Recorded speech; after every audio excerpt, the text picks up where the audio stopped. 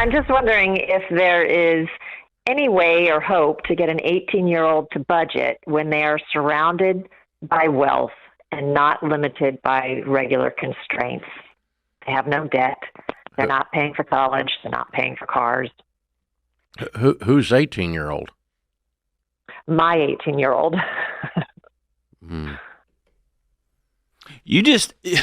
So you put some givens in there of which you control all of them. I don't. Okay. So her family, the in-laws will give her money whenever she asks. She knows this. So she's also, we homeschooled her and she was taught very good values about money and morals. But then in high school, we allowed her to go into a high school, a brick and mortar, where people will drive a different car to school every day just to show off their wealth. And that's what she's been surrounded by for 4 years. And so she does not, she thinks everybody should get their own car. She thinks no 18-year-old needs to budget. And she's off to college next year, and we're trying to. Who pays for college? Well, her father will pay for it. Her father married to you? Yes. Okay. So we will pay for her college. Yes. Okay. And so we can't really say if you don't do this, then we won't pay for college because Why? she knows he will pay for the college. Oh. How so are you don't have a not daughter aligned? problem, you have a husband problem. Yeah. Yeah, well, I'm, yeah. Yeah. But so let me put it this way: she's acting like an 18-year-old, and I wouldn't begrudge her a second because she's acting exactly developmentally appropriate. Dave just nailed it. You have a husband problem, and it's his parents that are the twerps, right? Yeah. Yeah. So he needs to tell his mom and dad, "Stop it! You're screwing up my kid," and he needs to stop screwing up his kid. Yeah, I think so. No, you don't. Yeah. Why are you hesitant? I do. Because I've been against it for many years, asking to limit the money and to allow me to know what money is going to her so that we can at least put it in an account and we know what money is flowing to her so we know what money is coming out and how she's spending it. We can discuss with her decisions. And your husband will not participate with you in parenting? No, he thinks that, she's old enough. You have to give her, she's 18, she's an adult. You have to let her make her mistakes. And not with my money, I don't. Right. Let me just say this. After working with 18-year-olds. She's doing heroin. Let's make sure we fund that. Yeah, let me tell you. After working with 18-year-olds for 2 decades plus, a never-ending checking account is a recipe for a disaster. I'm just telling you right now, prep yourself. Be prepared to wake up at 2 a.m. with a phone call from a dean of students of some college because it's coming. Well, and that's how I was raised. I was poor. Okay, so I'm not from this, and I tell that to my husband. He says, "Well, I had never-ending checking account until I got out of law school, and then I started paying for my own stuff, and I turned out just fine." So I would question that conclusion. Yeah, exactly. Yes. And maybe, and I don't think being poor is the answer either. I think that educational message. The only thing I can tell you to do in this situation, obviously your husband doesn't care what you think. And so you've got a marriage challenge. And the only thing I can possibly see here is you take your daughter out and start right now and start a weekly, we're going to breakfast, just mom and daughter, until she graduates and leaves your house. And it's not going to be you have to. It's you transitioning to, I'm going to tell you some things about when I was 18-year-old that your dad wasn't an 18-year-old woman like I was. I'm going to tell you about stuff. I'm going to tell you about boys. I'm going to tell you about dating. I'm going to tell you about how hard it is. I'm going to tell you the scary moments. And all you're doing is planting seeds so that when she gets over her head at 19, she will remember I can trust my mom. That's your best case here. I cannot stress to you enough what a tough situation this young woman is about to enter into. Yeah. And I don't want to gender it, but I would even suggest that she will have a tougher time than he did. Oh, I know she will. 100%. Yeah. Well, and here's the thing. In that regard. Man, this gets me fired up, Dave. It makes me so mad, man. Here's the problem, okay? Who's going to want to marry this girl? I'm not signing up for this. Well, nobody with common sense is going to look at Princess Girl and say, She's never known a single boundary, and anytime she smiles, she's supposed to be handed money. This is a disaster of a wife. Yeah, but she'll be married and then she'll end up getting divorced when they find out who she really is. And she's a very good little actress. Good God Almighty! I mean, I'm sorry. Wow. You feel so powerless. Yeah. You're just you feel like you're fatalistic, like you're just watching this car wreck happen and have nothing to do to stop it. I got to tell you, if I'm you, I'm in marriage counselor's office real soon. Yeah. Because your husband is a twerp. And what he's doing to you is unconscionable. And what he's doing, allowing it to happen to her while you stand by and watch and go, well, she'll just go through a divorce. Well, no, instead you go to those breakfasts John's talking about. You insert yourself into her life and you insert yourself into this marriage crisis that you have very proactively. Or you stand back and be fatalistic about that too. And well, it's just the way it is. His parents did that and I can't do anything with him. Well, then we can't help you. Because the answer to your question that you called about is proactivity. And it's going down kicking and screaming. Yeah. That's it. Proactivity. You're not taking my daughter from me. I'm throwing a duck fit. Sheesh. Dave, I can't tell you the number of students that I sat with it. They didn't understand they don't a consequence. Have dignity. But they don't know that they don't. People that don't have a boundary and personal self-discipline. No, they've been stolen from. They don't have dignity. They don't understand self-respect because no one's ever allowed them to have it. Yeah, that's right. It's a sponge with no brains. There is no consequence. Well, I'll just go to another college. I'll just get a new car. I'll just get another apartment. I'll get another house. Yeah. And it's just not how the world works. Yeah. I hate it, man. I hate this for you. It's awful. Horrible. But here's the thing. You can't fix her. You can only put some things in place that make her struggle. And I'll say this, Dave. I heard this. This was about 6 months ago, and it rang true with me.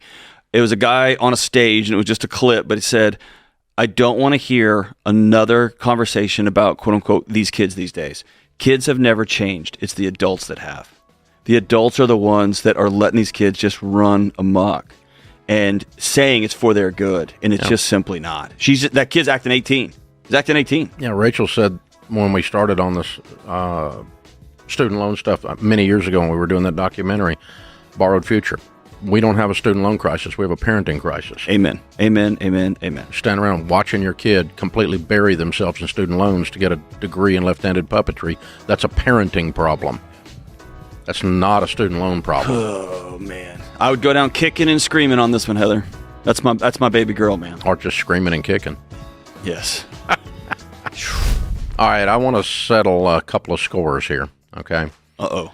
Number one, a lot of the time when I'm doing a VIP thing with our customers that have become Baby Steps millionaires, like when we were on the Ramsey cruise, this happened a lot, and we're doing a Q&A, it often comes up, okay, I've built wealth and I'm concerned I'm going to ruin my children.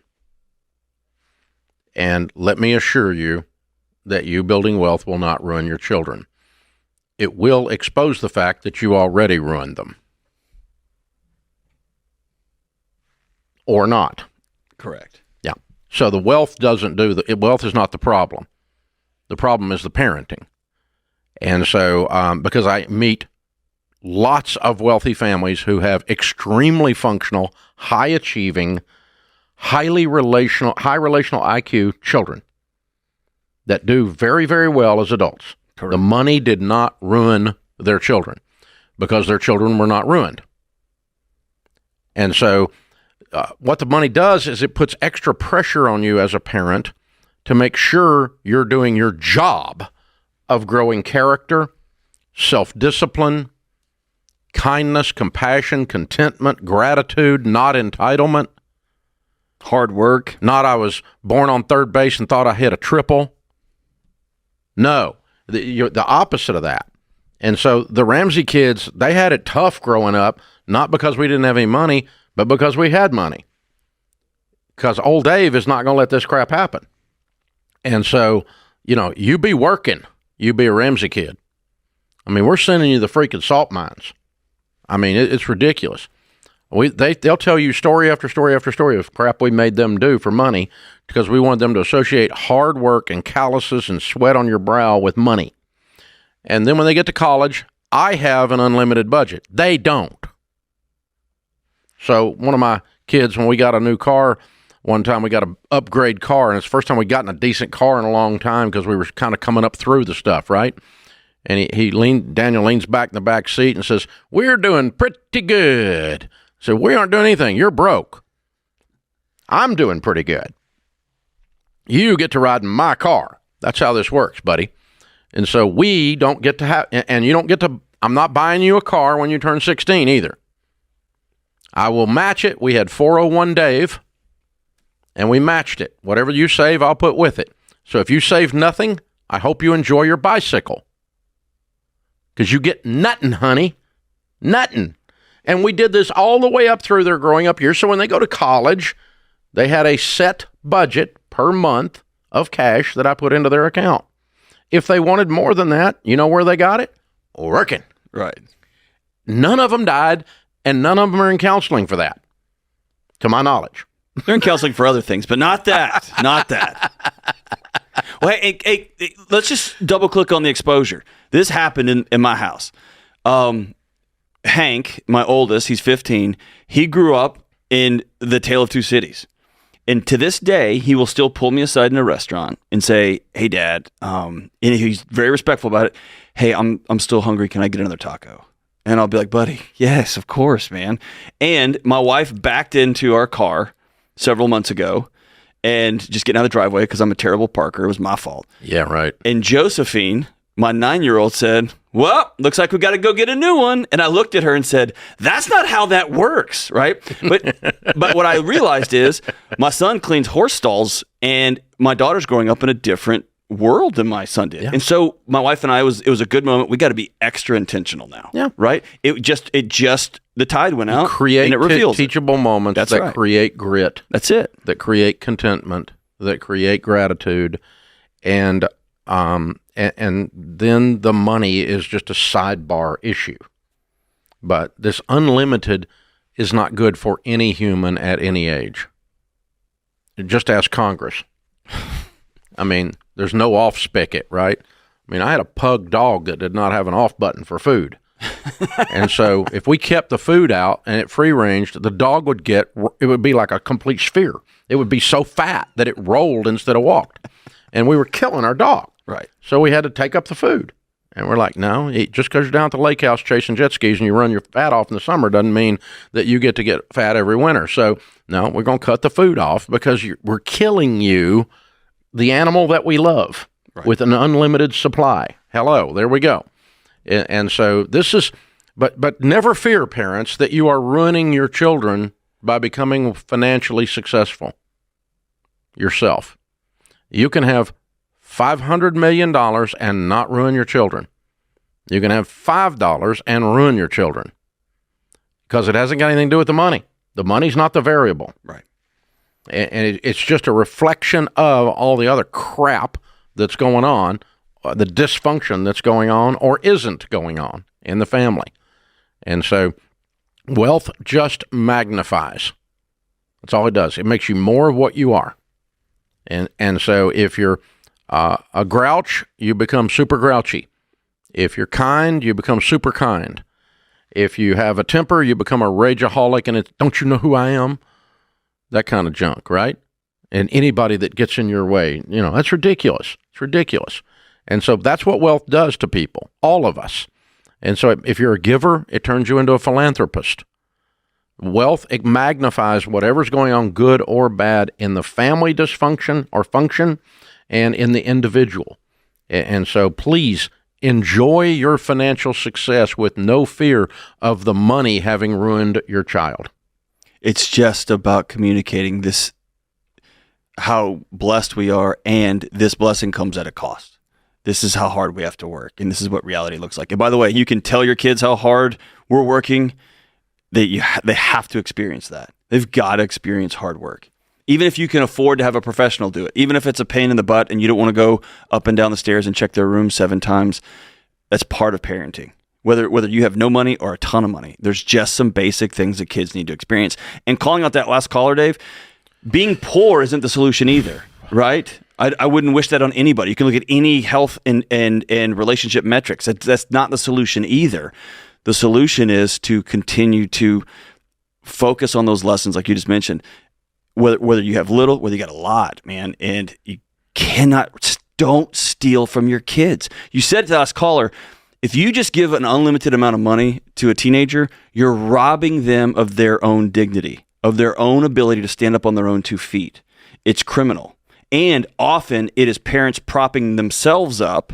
Look at what I can do for my kid, instead of let me teach my kid to stand up tall. And it's I don't say it's abusive, but it's really close, man. So our kids attend a school like hers. That kid attended a high school in this area. Well, Williamson County, the county that we're in, is the wealthiest county in Tennessee. It's the 11th wealthiest county in the United States. It's full of country music people, tech people, hospital executives, that are healthcare boom in Nashville, and there's some extreme wealth in this county. And there's lots of these kids that people give a 15-year-old a brand new BMW, which is the definition of stupid, by the way, because they're going to hit it like 30 minutes after you give it to them against a tree or their friend's car. So you might as well not tear up a good car while you're learning to drive, okay? So anyway, this is the environment that our kids are in, and our net worth and income is likely higher than most of those people that are doing that, and our kids are driving cars way substandard of that because they could only buy a car with the money they had saved plus what we doubled. Mm-hmm. And so it wasn't the fanciest car. But can I say, Hank's, my son's 15. He's heading into that season. The temptation is on me. Oh, yeah? Because I want to just go get him a really cool, nice thing. And we look at trucks now and we're driving and we come to stoplights and we're like, man, look at that. And I want to be able to just go write a check for it and get it for him. And I have to know I'm stealing from him if I do that. Yeah, because he's got, most, especially guys are the worst. We get great pride out of our first car story. Yes. 88 Tercel Easy hatchback. My buddies called it the roller skate. I look like Fred Flintstone. 74 Monte Carlo land yacht. Dude, I could start mine with a rope, Dave. Paid for it with a loan and a down payment I got from cutting grass and painting houses. Mine went me. Create your free every dollar budget today, the simplest way to budget for your life. What's up, guys? George Camel here, co-host of The Ramsey Show, and we are back with another loaded episode of the best of The Ramsey Show. And today we're talking about some stuff that might intimidate you, investing and retirement. And we're also going to answer your biggest questions on everything from the stock market to mutual funds, plus how to save for your dream retirement. Check this out. Beverly's with us. Beverly's in Boise, Idaho. Hi, Beverly. How are you? Hi, Dave. Hi. Hi, Ken. Thank you for taking my call. Sure. What's up? I have a very simple question for you. How much cash is too much cash to keep at home? And where would you put it? Where should you put it since the banks are only giving you 1%? So you're a cash under the mattress woman, are you? Uh-huh. Maybe it's some coffee cans buried in the backyard. So how much cash do you want to keep at home? Well, you always say pay cash for stuff. Well, obviously, you cannot go down to the car store and put $70,000 of cash on their desk. So you cannot go down to the what store?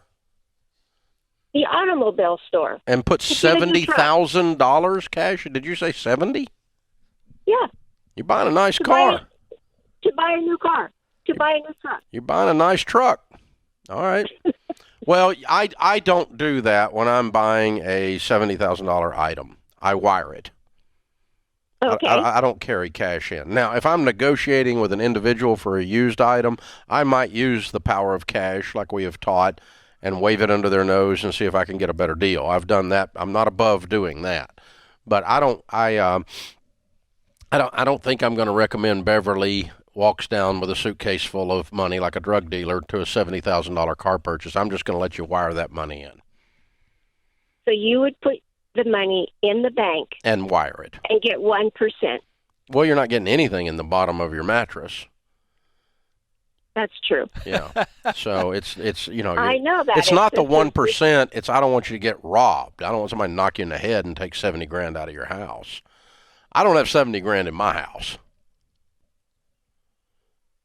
So that's just when you say you pay cash for stuff, you keep your money in a bank or a credit union or something, and then you wire it. Yeah, and I wire it, and meaning I don't go into debt is what I mean when I pay cash. Now I have a pocket full of cash right now. I carry a money clip in my front pocket that's usually got $1,000 in it, but that just because I'm a redneck, I like having some money in my pocket, right. But that's just walking around money. And if I want to buy something or, most of what that wallet goes for is tips for, when I park a car or when I'm finish up playing a game of golf and a guy cleans my clubs, that kind of stuff. Or when I come over and mow your lawn, you're really when Ken generous. comes over and washes dishes for us, we give him a little tip. And By the way, I want to point out, don't come to some live event and try to take money off of Dave, because he's also got something else in his back pocket. I just think I should point that out. That could be a bad scenario for somebody trying to take your cash. I'm not going to get robbed. It's okay. It's okay. Nobody wants to rob me. But I'm not really muggable. I'm just huggable. But but anyway, I don't walk around with a bunch of cash in that regard. When I say cash is king at the beginning of the show, it doesn't mean that Jesus isn't king. It means that cash has power, and paying for things rather than going into debt to get them is power. And so, I know a few people that keep $5,000 or $10,000 cash in a little safe in their house, just in case they, wanted to grab a hold of a little money for some reason or another on a short notice, and the ATM was jammed up or something. Then that's okay. But I don't believe in keeping $50,000, $100,000, $200,000. You're starting to get into the land of preppers and stuff like that then, and I'm not that guy. Steve is with us. Steve's in New York City. Hi, Steve. How are you? Hey, Dave and John. Thanks for taking my call. Appreciate it. Sure. What's up?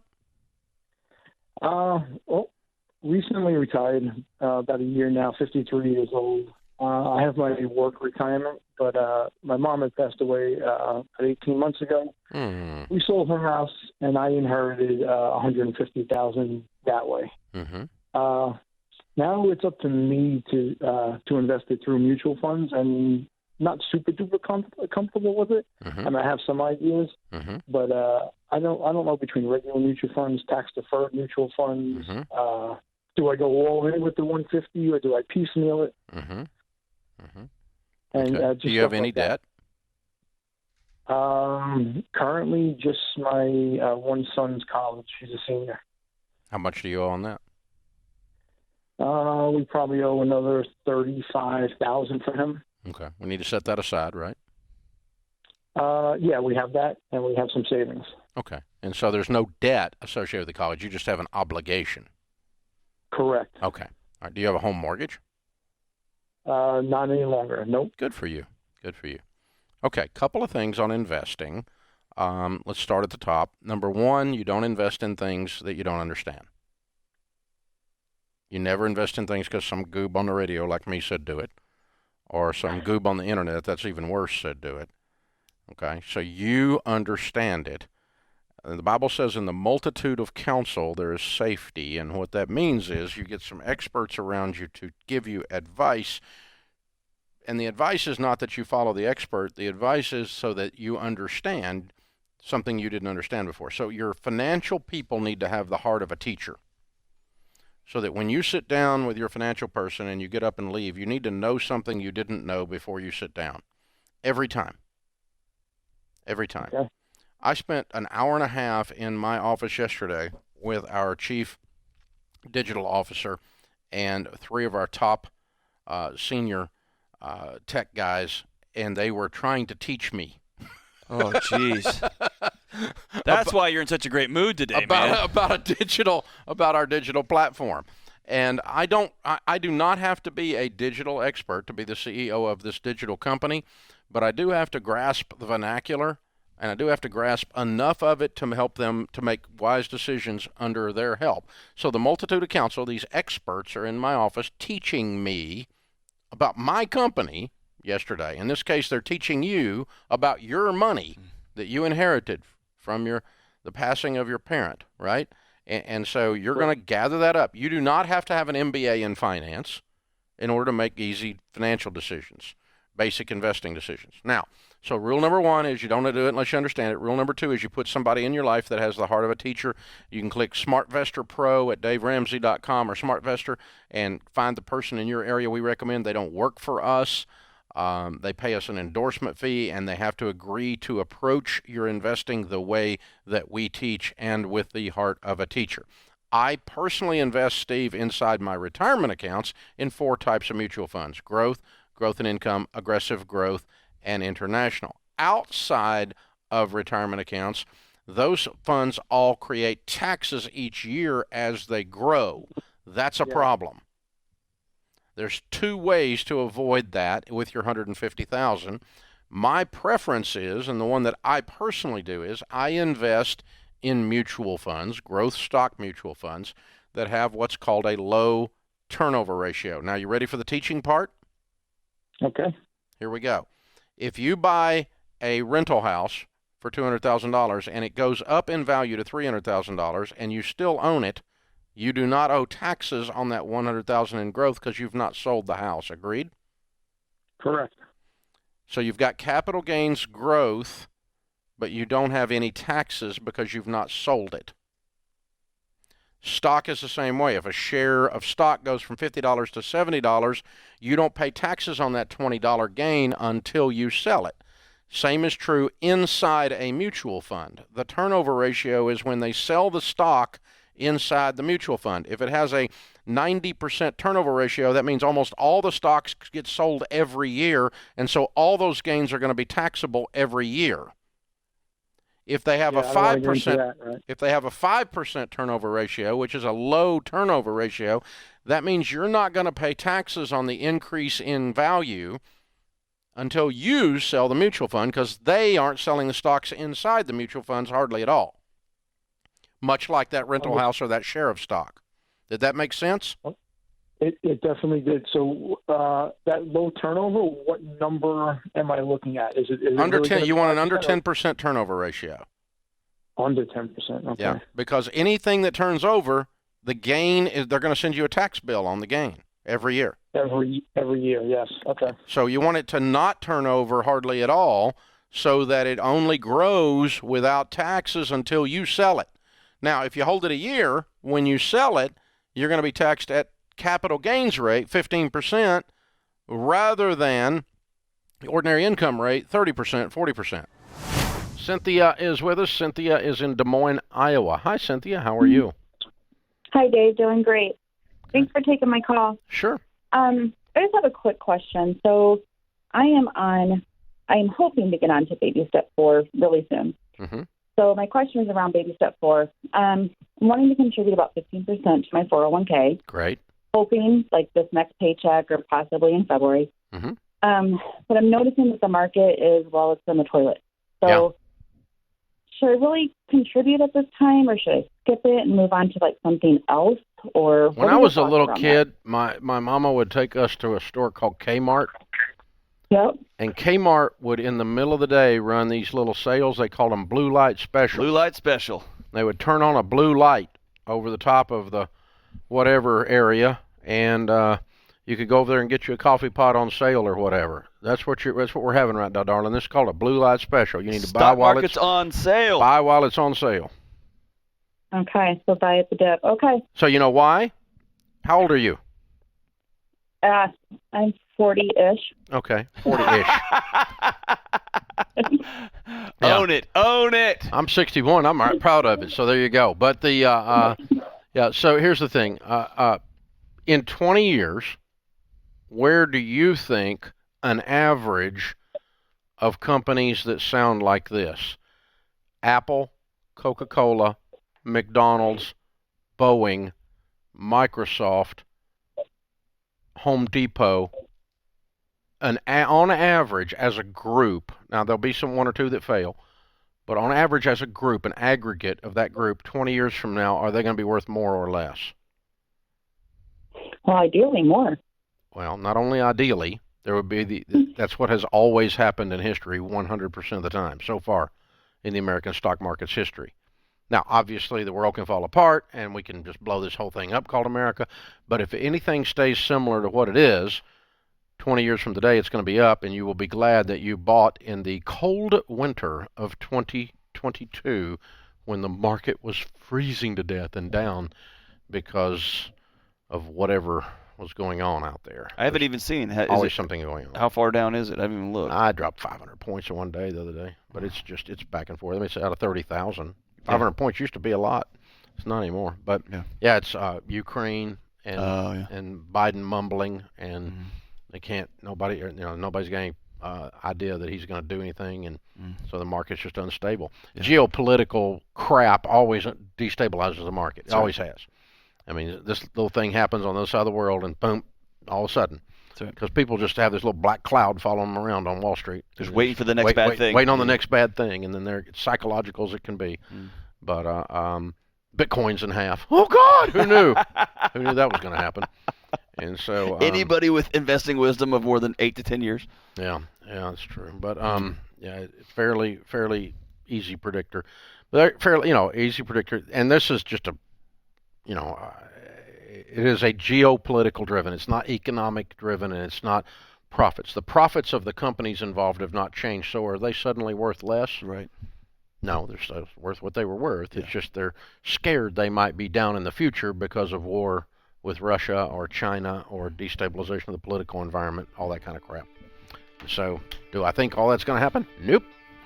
I think there's going to be problems, and there's going to be times when there's not problems, and the market's going to go up, and the market's going to go down.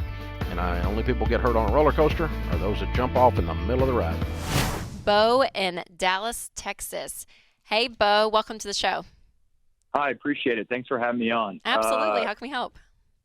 So I'm 23. I've been working a job for about 10 months out of college. Make good money, make about $78,000 a year. In a couple months, I should be getting a raise anywhere from 90 to 100. Nice. I've always been pretty good saving my money. For about the past 5 years, I've got about $20,000 in a Fidelity account, $15,000 in Bitcoin, which I know you guys are gonna, give me the wah face about.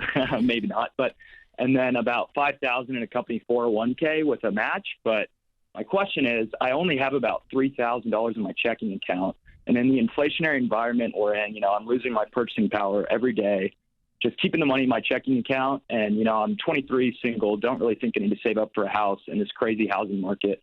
Should I be concerned about having this low amount of cash in my checking account? If an emergency comes up, I could just, sell some of my stock or some of my Bitcoin. So that's kind of my question. Should I, keep my cash balance low and keep the aggressive investing up, or maybe, try and beef up that checking account? Yeah, I mean, it's a great question. I always answer these questions that if I woke up in your shoes. And for me, having liquid cash just to get where there's no strings attached, there's no hoops I have to jump through, hurdles I have to get over, that I can just literally get it right now if I needed it, gives me a sense of peace. And if there's something that happens that you have to have cash, having something just available that's not tied up in investments or even Bitcoin, I really do recommend. So that's kind of our 3 to 6 months worth of expenses when we talk about baby step 3. Do you have any debt at all, or are you completely debt free?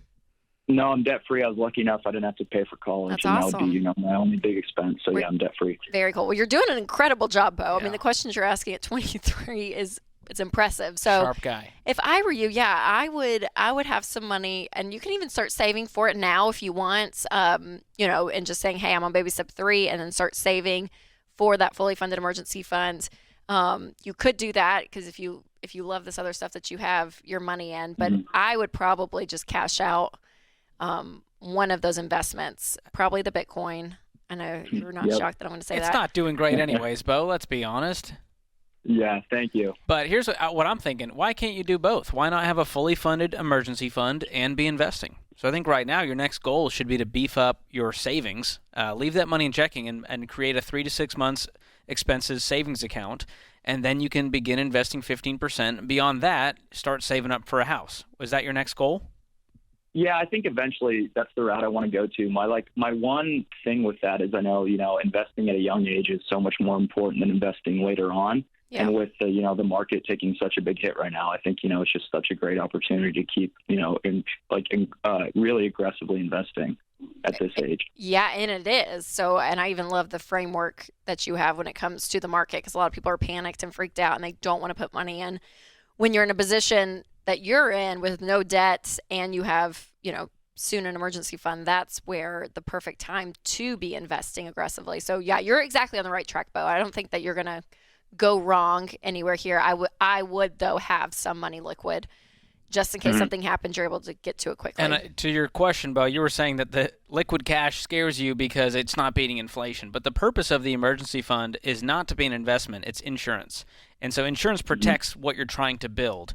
And so I'm totally okay with your emergency fund not being invested and just sitting in a boring savings account making you 1%. I'm totally good with that, because when an emergency hits, I don't want you dipping into your investment accounts to cover that. I want you to cover that with your emergency fund. That's what it's there for. So I like keeping things neat and tidy and separate so that no one gets confused here.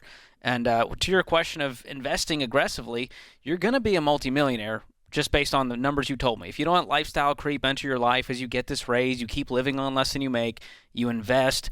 I also know there's other goals. It's not all about investing. You have to live your life. You've got to go on vacations. You're going to want to upgrade the car. You're going to want to buy a house. So balance it a little bit. I can tell with young investors, Rachel, which I love. I know. They tend to get real tunnel vision when it comes to investing, and that's all they think about. Well, and it's a good point, and it's easy to, because you see the math, and like what he said, he's like, I know investing early on is so much better because you see compound interest, so you see the math, you see the dollar signs in your eyes, and you're like, heck, why would I do anything else except for put money in because of what it could do with compound interest? But you don't factor in life into the equation, and who knows, Bo, you can meet a girl tomorrow, and you kind of fall in love, and you're going to want an engagement ring. You know what I'm saying? Like, anything can happen in life, and having money there is huge, and having it as part of your life strategy, knowing that, yes, while investing is exciting and the earlier you start, the better off you're going to be, all of that. But there's also life. And with the numbers you shared, Bo, I'm seeing a lot of what I assume is single stocks in the Fidelity account potentially, and Bitcoin, and a little bit in the 401k. I would flip-flop that and lean into the 401k, invest in good growth stock mutual funds. And then if you want to play with some crypto or single stocks on the side, that's fine. But I don't want it to be a large portion of your net worth because they are way more volatile than your mutual funds. Yeah, when your whole retirement... if all of your retirement is in Bitcoin, which I know Bo's isn't, but that's not a great plan. Not a great plan. Agreed. Mary is with us. Mary is in Los Angeles. Hi, Mary. Welcome to the Ramsey Show. Thank you for taking my call. I appreciate your time. Sure. We're a little concerned about our situation. My husband and I are retired. We're 65. We receive pension and Social Security. We have a mortgage of probably $400 and maybe $50,000-$60,000 on our home. We have an income after taxes of about $8,370 per month. We do pay a lot out for our bills. We have one major bill that's $28,000. We have a balance of about $10,000 on a car, and that's all our debt. You don't have any nest egg. We have a $55,000 in the bank and about $41,000 in the 457 between the two of us. Okay. And write a check today and pay off your car. Okay, but we don't want to keep that car. Then sell that car today. Okay. You need to get rid of the debt. Okay. Okay, that's the first thing. That's a quick one, easy one, quick win. All right, and so what's your house payment? $2,400. Okay. With taxes and everything. Okay. All right. A little high, but not a deal breaker. Out of $8,300, you can pay $2,400 out of $8,370, and that leaves you $6,000 a month to live on. You are in Los Angeles, so you have a high cost of living. But once we wrote that check, we've got housing covered, which is your big dog.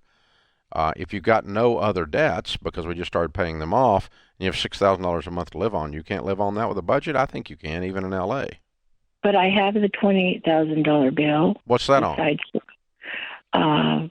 We consolidated a lot of bills, and we did one. We're at 0% interest on a credit card. Okay.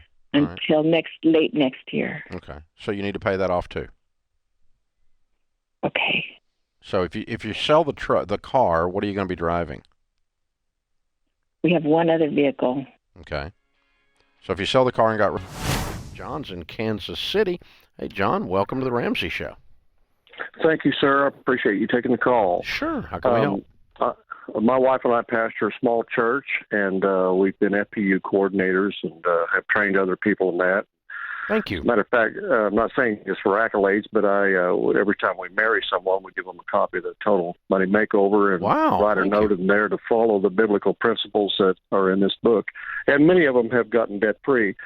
My issue today is I'm 66. I don't have much money saved for retirement. We don't make a lot of money.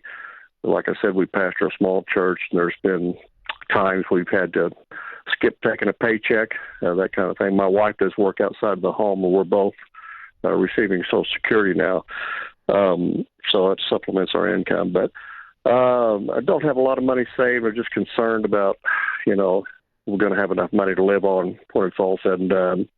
We're debt-free except for our house. We don't owe a lot of money on that. What do you owe on the house? $85,000 on the house, and it's worth $600. And how much nest egg have you got? About $35,000. Yes. Okay. All right. And what's your household income these days? We're about $70,000, including everything. Okay. And are both of you planning to stay in the same work situation for the next few years? Yes. Yeah, I plan to stay here. It's not a career choice with me. It's actually a calling, and I appreciate that. Otherwise, I might have had something that had a better look for something that had a better pay package. But it's really not about that. It's about ministering to people. And, absolutely. And this is just where I'm at. You have a great heart, and so what I would tell you is I got 2 goals for you in 5 years. Perfect. I'm ready for you. Get the house paid off and put $100,000 in mutual funds. Okay. Still not going to be enough. Still not going to be enough. But you'll be 71, and you'd have 170, approaching $200,000 in there with the growth of the 35 if it's in mutual funds. And so you'd be approaching $200,000 in a paid-for $600,000 house.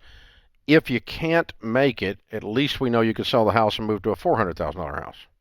Well, absolutely. Yeah, and we've considered that. I wouldn't do it today, but that's your fallback plan. But if you could get the house paid off and put $200 away, I think you could make it. Well, we're fast tracking the house. We're paying an additional $1,800 a month against the principal, and it looks to pay out in 2.5 years. That's perfect. And meanwhile, you got to do more than that in addition into retirement, because I need to get 100 in 5 years. That's $20,000. That's another $1,500. That's another $1,800 a month. Okay, so I need to be putting another $1,800 away into the. I just made that number fund. up, Pastor. I mean, I just made it up. It's not a trick number. I just was looking at a $70,000 income, and I thought, how much can we squeeze out of this turnip? Okay. And I'm thinking there's no magic to. I mean, if I could have you have $1 million when you're retired, I'd do it. But I don't see that in the numbers. I'm trying to do something where you can eat and still pull this off and get some margin between you and the wolf. Okay. And so that's reasonable. So if you saved $1,800, that'd be $20,000. You did that for 5 years, that'd be $100,000. Plus, it will grow some during that. Plus, your 35 will grow some during that. So that'll bump you pretty close to $200. Okay. In your mutual funds, and then you'd have a paid-for $600,000 house. You're almost a millionaire at that point. Wow, I never thought about it like that. Yeah. Awesome. Well, that's 5 more years of working like you're working now. Her too. Okay, perfect. Well, I just need to get a hold of one of your ELPs and help me with the Roth thing. I don't quite understand all of that. So jump on SmartVestor at RamseySolutions.com, and thank you for your heart and your service. And we were just talking about that a minute ago with parsonages. It's a little different subject, but gentle, big heart, call a God on his life without a doubt. And he's staring down the barrel of retirement. He's got $30,000 in the bank. Yep. All right. Luckily, he's got a house. He's got a great house. Got to do something situation. about it. And good news is he can do something about it still. It's not going to be fancy, but he can do something about it. Right. So the house may end up being the answer before it's over, but hopefully not. Hopefully we can work it through without selling it if they don't want to sell it. Yeah. But he even held that with an open hand. You hear that? Yep. This guy's spiritual maturity is amazing. Hey, if you enjoyed this episode, which I gotta assume you did because you're still watching, then go ahead and click on the next episode all about money and relationships. Things are about to get spicy. Check it out. Hey there, I'm George Camel, co-host of The Ramsey Show, and we are back with another exciting round of the Best of The Ramsey Show. And this one is all about the wild world of cryptocurrency. What is it? Should you invest in it? And will it make you a millionaire? I know you want to know, so check out this episode. Washington Post is reporting that Fidelity Investments, with its quarterly retirement analysis, has discovered the same thing that we already knew from the Ramsey study of millionaires done a few years back, the largest study of millionaires ever done. The title of the article is Move Over Crypto. A record number of workers are becoming millionaires with their boring 401ks and IRAs. I love to hear this news. The more boring, the more excited I get as an actual investment strategy. So here's what it says. Meet the newly minted millionaires next door. They didn't put all their money into Microsoft-type stock that made them rich. They didn't take a chance on speculating in crypto with its crazy volatility or start a business that they sold to some billionaire. No, these are government workers, civil servants, educators, military folks, managers, coworkers clocking in just like you. And many never earned six-figure salaries, which we found in our millionaire study. 1/3 never had a six-figure household income in a single working year. And so in its quarterly retirement analysis, Fidelity reported that the number of IRAs and 401k millionaires hit an all-time high. That's impressive. There it is. And not shocking. 401k millionaires. By translation, they had over $1 million in their 401k. They may or may not be actual millionaires, depending on how much debt they have. But because you're an actual millionaire is what you own minus what you owe. Is your net worth, your assets minus your liabilities. But assuming that they don't have a bunch of other debt running around, they've got over $1 million in their 401k, they very likely are millionaires. And that's what we found. We found that the typical millionaire, it took them 12 to 15 years to get there. 89% did not inherit the money that made them a millionaire. Did not. 9 out of 10 did not. That's actual facts.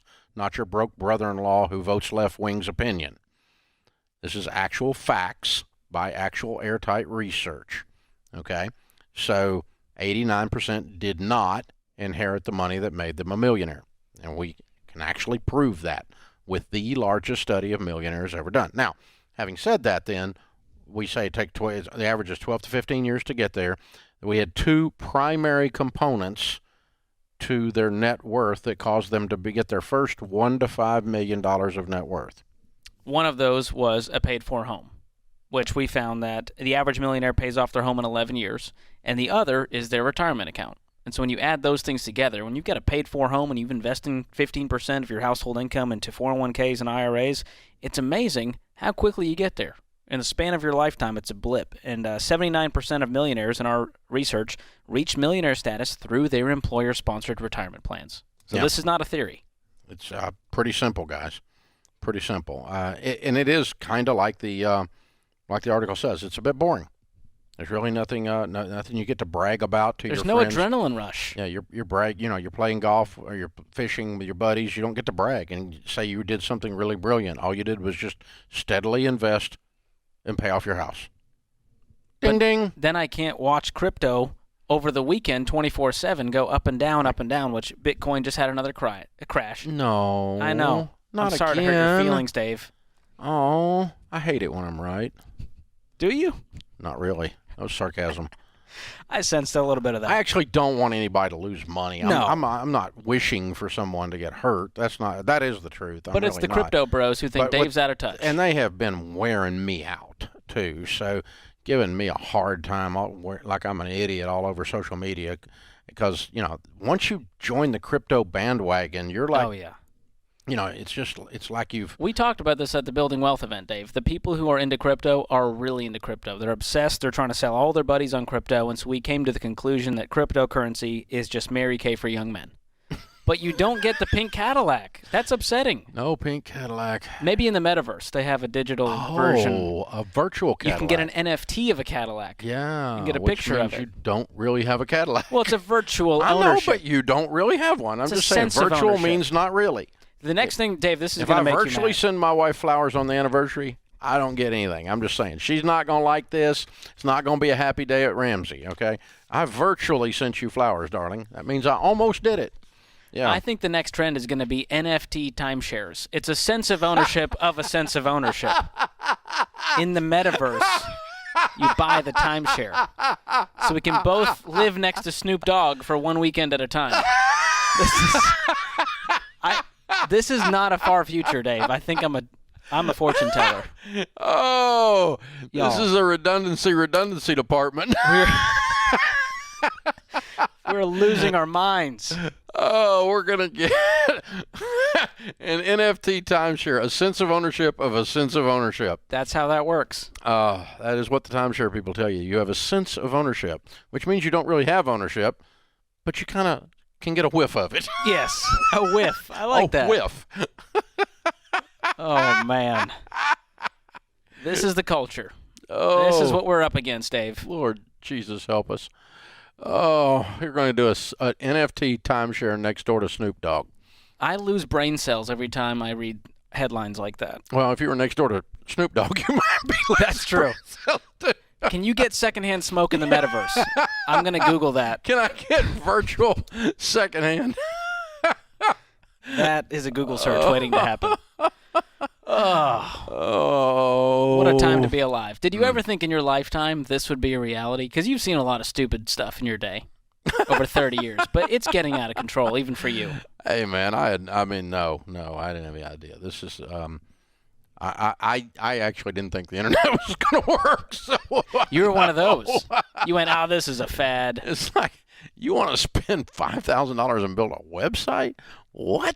This is when it was first starting, with dial-up, right? 14.4 hookup, right? I remember those days. I wore out those AOL free trial discs. Hey, Dave, you got that internet? Yeah, I got that internet. And you had to either use the phone or use the internet.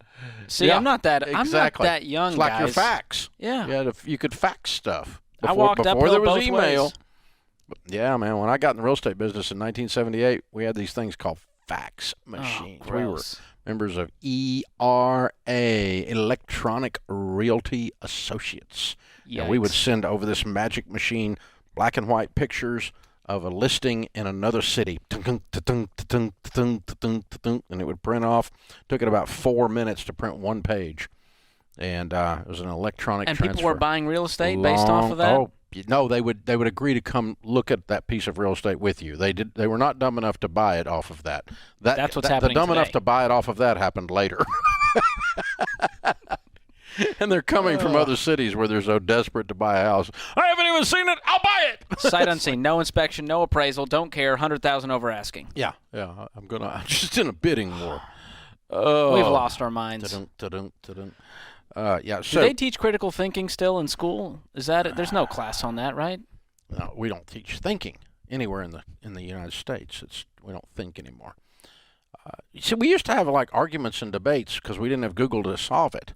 Oh, you can't that's have a good fight now because somebody Googles the answer. It's me. He's talking about me. You and Rachel are fighting, and I go, guys, it was 2018. And you go, we were having fun arguing. Why'd you have to go and ruin it?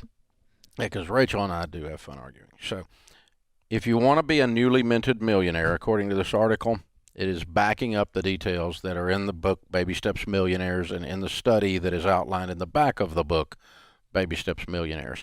Now, if you want to be a billionaire, it's a different formula. You will not become a billionaire with your 401k. It's mathematically impossible. But a billion is 1,000 million. It's a lot of millions. So, just in case you were wondering, you're 1,000th of a billionaire when you're a millionaire. Wow. You're just a peon. You're not even close at that point. Yeah, you're just a peon at But that you can point. have a great life as a millionaire. You don't need to be a billionaire. That's the good news. A greater news. life than if you don't. There it is. Perspective. That's what we needed. There we go. Thank you for using your critical thinking skills. You still have a few brain cells left, Dave. Turns out. I'm worried about this sense of ownership next to Snoop Dogg with secondhand virtual smoke. I'm just worried about this whole line of thinking, George, has got me upset. Well, the only way to make money there is if you're the one selling it. So, get to selling some NFTs, Dave. I'm gonna have to hard pass. Hard pass. There you go. Michael starts off this hour in Dayton, Ohio. Hey, Michael, how are you? Hey, Dave. How's it going? It's an honor to speak with you and Ken. You too, sir. What's up? Hey, so I've been looking a lot at cryptocurrency, and I know you guys are a little against it. It's pretty hostile in that environment. I have about 3,800 saved up from working my job, and I just want to know what are the best investments to really look at and where to go about it. Hostile? What do you mean hostile? Well, hostile where the validity of it, where the volatility. Yes. Oh yeah, definitely. Okay. Well, I mean, you have to set your investment goals with what you believe is your best path to becoming wealthy. Otherwise, you wouldn't do the investment, right? Mm-hmm. And so, how old are you? I am 24. Okay. All right. So when I was 24, I made a lot of mistakes buying things that I thought would make me wealthy quickly and easily. I bought a lot of nothing down real estate. I went broke as a result. I bought gold futures once. A buddy of mine had a stockbroker, Ken, a friend of his. It was a gold guy, and he had the ticket. He had it figured out. He had the formula, and he had hit buying. On the way a future works, you purchase it at a price, and if it goes under that, if the price is under that, when you get to that date, you get zero. If it's over that, then you get a multiple of what you've put in. And so I bought a future, put $5,000 in that I didn't really have. That's about all I had. Put the whole $5,000 in because this guy had hit 14 times in a row on his prediction. Wow. I mean, he was amazing. He was like a gold savant. He had it all figured out. I mean, 14 times he had hit, and the future made. And so the rate we went in at, I put $5,000 in, and it was a 10x. If it hit, I was going to make $50,000. It was his 15th try, and we all know where I'm going with this, right? Oh yeah. You can see where the story's going. You know he missed on that try, and my little bitty $5,000 net worth was just evaporated based on my attempt to make $50,000 in 90 days off of $5,000. Bitcoin's hot. Your crypto's hot. A lot of people making a lot of money on it right now. It is, as you said, Michael, very, very volatile. And so it falls, for me, an old guy, under the heading of getting rich quick. And I have not found many people that get rich quick. No. And so I don't like losing money. I mean, I just telling that story from 25, 35 years ago makes my stomach hurt. Yeah, I would think so. I work too hard for the money that we get and that we get to keep after the government takes their share. And so I don't like losing it. So, Michael, you can certainly do what you want to do, but you called here. We do not tell people to invest in highly volatile, unpredictable investments. And currencies of any kind fall in that category. Bitcoin would be the most volatile among those. Crypto would be the most volatile among those. And statistically, you're going to probably get your, you might get it. I mean, the GameStop thing, when the kids were running the GameStop thing off of Reddit and all that. That was extraordinary. And they made, one guy called here, he put in $3,500 and he made $50,000. His hit. Sure. I mean, he was playing, he was running the short on that thing. And, with those guys, they took them to task. They took them to woodshed. It was interesting to watch from the outside. But I've also got a friend that's invested in 6 restaurants, and I go over there and eat. Yes. I didn't invest in any of them. That's right. And I like the people that run them. But you know what the failure rate on restaurants is? It's like almost all of them fail. Very high, yes. They just don't make it. And so But he's an investor, so he wants to do that, and that's fine. I don't. He called me, said, "You want to put money in this restaurant?" I said, "I'll go over and eat." I will invest in your food. Yes. Yeah. Well, it's really true. The way you teach investing, and the way I live, and the way you live, that's right. And that's how you based it. There is risk involved, of course. But when you're talking about Bitcoin or really volatile stocks like this, I think it's no different than gambling. I'm not trying to be cute with the words, but there's investing, which is I'm going to invest. If you think about the way that word is, then you talk about this kind of stuff, and it is a form of gambling. It really is. You're going, all right, I'm going to put it in and hope that it keeps going up, but this stuff could drop just like this out of nowhere. At a minimum, it's speculating, not investing. That's what gambling might be on one side and speculating. Yeah, in the middle. That's a bit of a strong statement. Investing might be, but that's what it feels like to me. Investing implies the tortoise. Yes. Speculating implies the hare. Yes, that's right. Gambling is the possum in the middle of the road. Okay, but yeah, that's what it feels like emotionally to me. It really does. Like if I were to invest in Bitcoin, I'd just be a I think you got a better shot at Bitcoin than you do the lotto. So that's all I'm saying. That is fair. But both of them are dumb ideas in my mind. And I didn't put any money in either one of them, by the way. I've never bought a scratch-off ticket in my entire life. Right. Dave, you're no fun. No, I just don't like giving my money away. I can drive. If I'm going to have fun that way, I'm going to roll down the window, throw $100 bills out, and cause a traffic jam. You know what I'm going down the interstate. That's more fun. Yeah, well, you're too competitive. You want to have a shot at making some money, not just I'm going to throw it in the air and to see what happens. Yeah. And, of course, everybody that's a Bitcoin genius right now thinks Dave Ramsey's an out-of-touch boomer, which is probably true.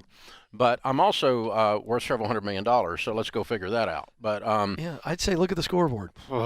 Take Dave on all you want to, but the scoreboard is a scoreboard, and it does come down to your risk tolerance. Well, not just risk tolerance. What is your goal, and what do the data points tell you? So, I mean, I've had people call this show investing in Beanie Babies. Really? You remember when Beanie Babies were crazy? I was a kid. I remember my grandmother had them. I didn't know people invested in them. They were like such a hot commodity. People were investing in them, calling them as a collectible, calling in here saying, I put my kid's college fund in Beanie Babies. I did that not actually know happened. That. For me, that's right up there with Bitcoin. Yeah. I mean, I got a lot, but I did buy the difference is I did buy Beanie Babies. As a gift?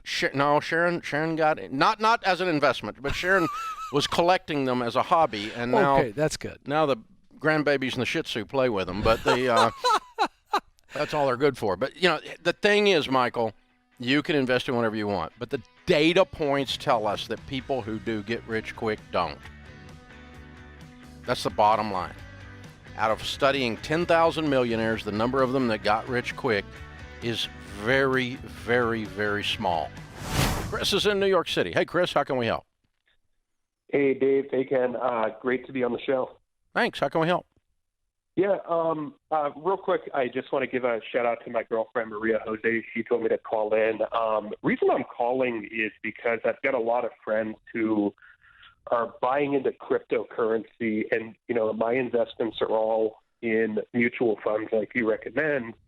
And I'm hearing about, Bitcoin, Dogecoin, and all these other things. And I just wanted your thoughts on how to respond when people try to pressure you to invest into this stuff, and maybe even get your thoughts on cryptocurrency in general. Okay. I wouldn't do it. Why?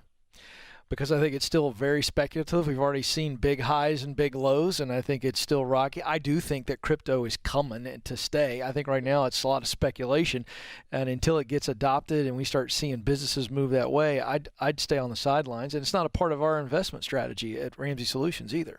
So there's that too, which, Dave, you're far more versed in that than I am. But it's had an incredible year. Yeah. People made a lot of money out this year, without a doubt. No question about that. But they make a lot of money on cocaine, too. That's right. And they make a lot of money on, playing futures. And they make a lot of money at the blackjack table. And they make a lot of money betting football. But these are not investment strategies. That's correct. These are things that you can jump into or jump out of that are uber, unbelievable high risk. Mm-hmm. And so the problem is that people don't perceive the risk in Bitcoin, and it's there. It's not fully adopted. They made a lot of money this year. Made a lot of money in gold a few years ago, too. And I'm telling people not to buy gold. And all the gold bugs are going, Dave Ramsey's an idiot. He doesn't understand. No, Dave Ramsey completely understands. So, George, not only has Bitcoin dropped, 60-something% now since September. Big crash. That's not 6, that's 60%. Ouch. That means you turned 100,000 into 40. But now we're seeing that $1 billion has been lost in crypto scams, according to the Federal Trade Commission. This is wild. Cryptocurrency scammers have stolen over $1 billion from 46,000 people since the start of 2021, a new Federal Trade Commission report says. FTC rang the alarm bells on Friday, saying crypto-related crimes amount to about 1 out of every $4 reported lost to fraud, more than any other payment method. The median individual reported loss was $2,600. This is wild.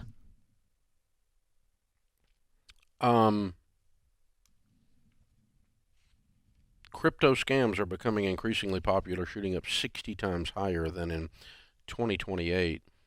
Nearly half of those who reported losing money to a crypto scam in 2021 says they were lured in through an online post or a social media message. So how are they getting scammed, do you know?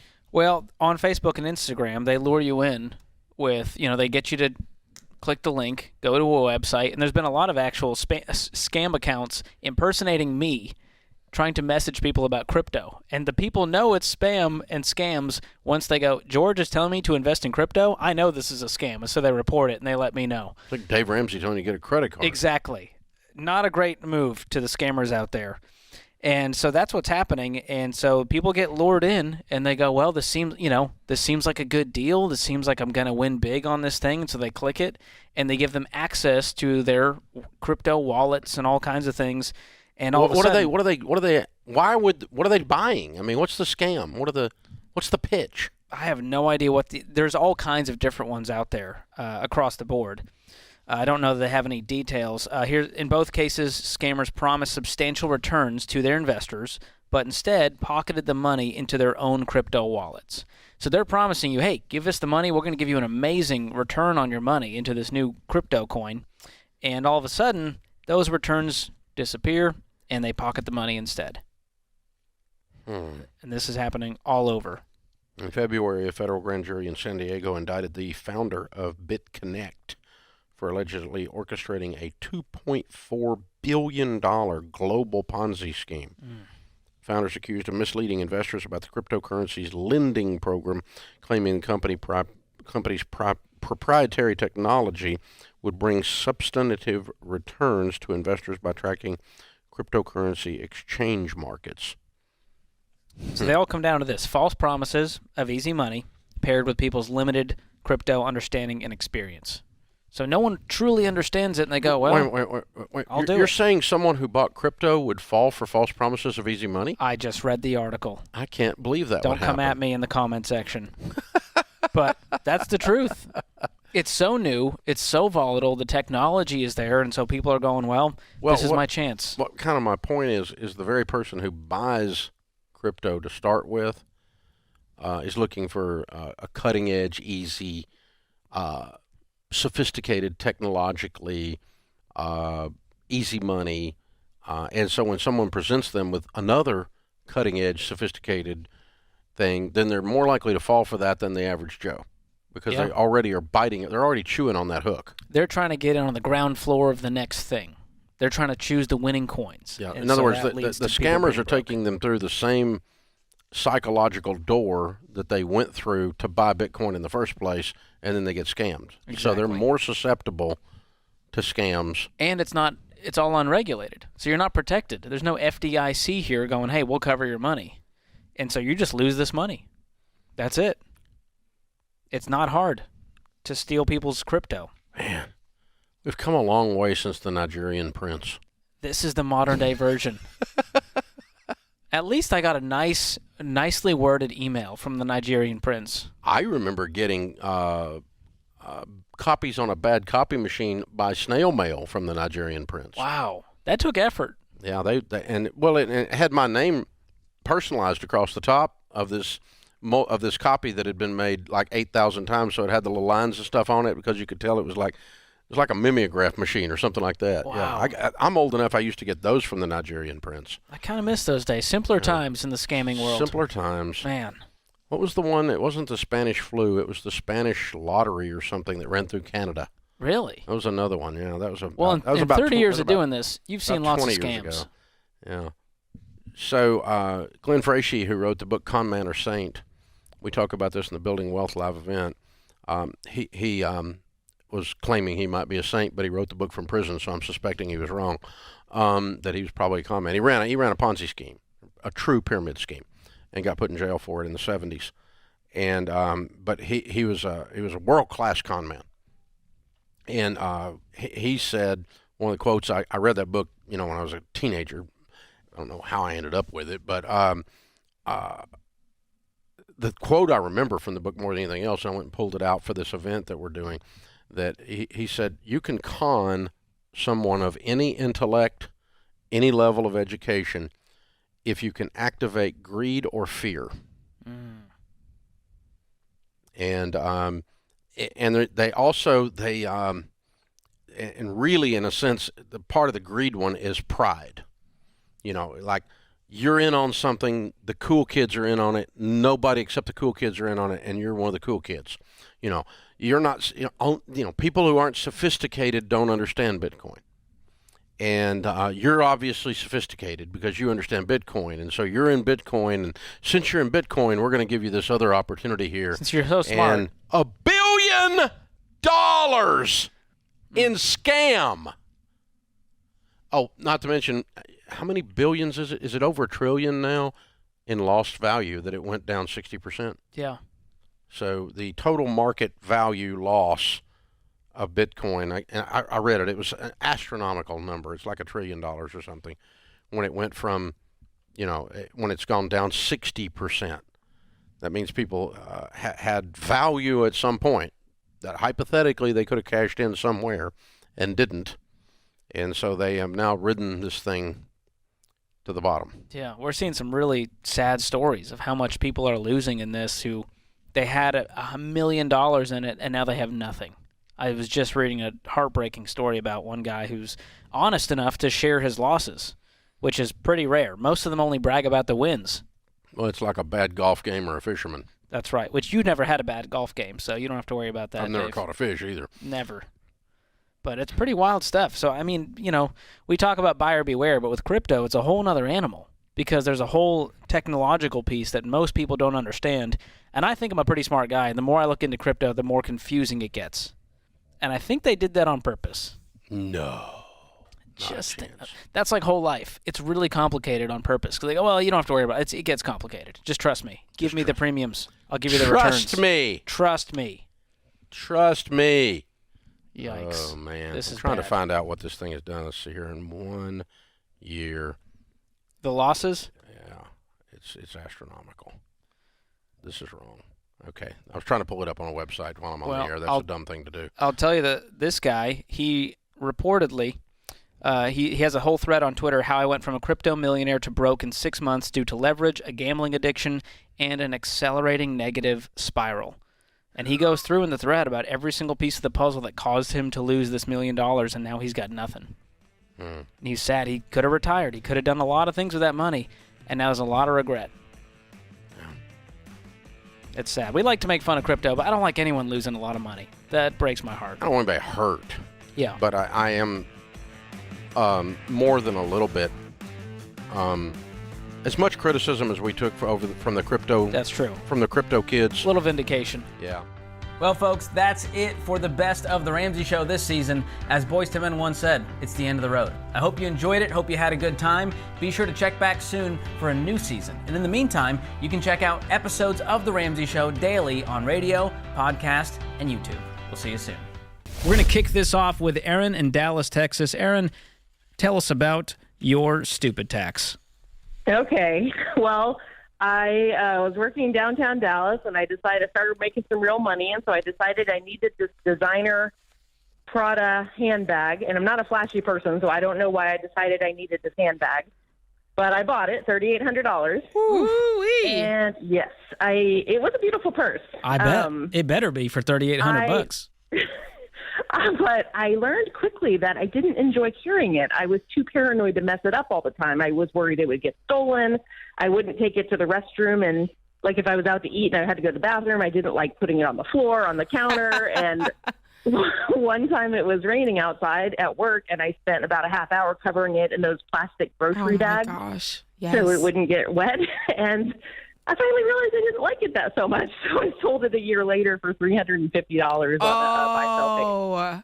A year later. Yes. That thing depreciated by 90%. Is that were you just desperate, or is that the going rate for a 1-year-old product bag?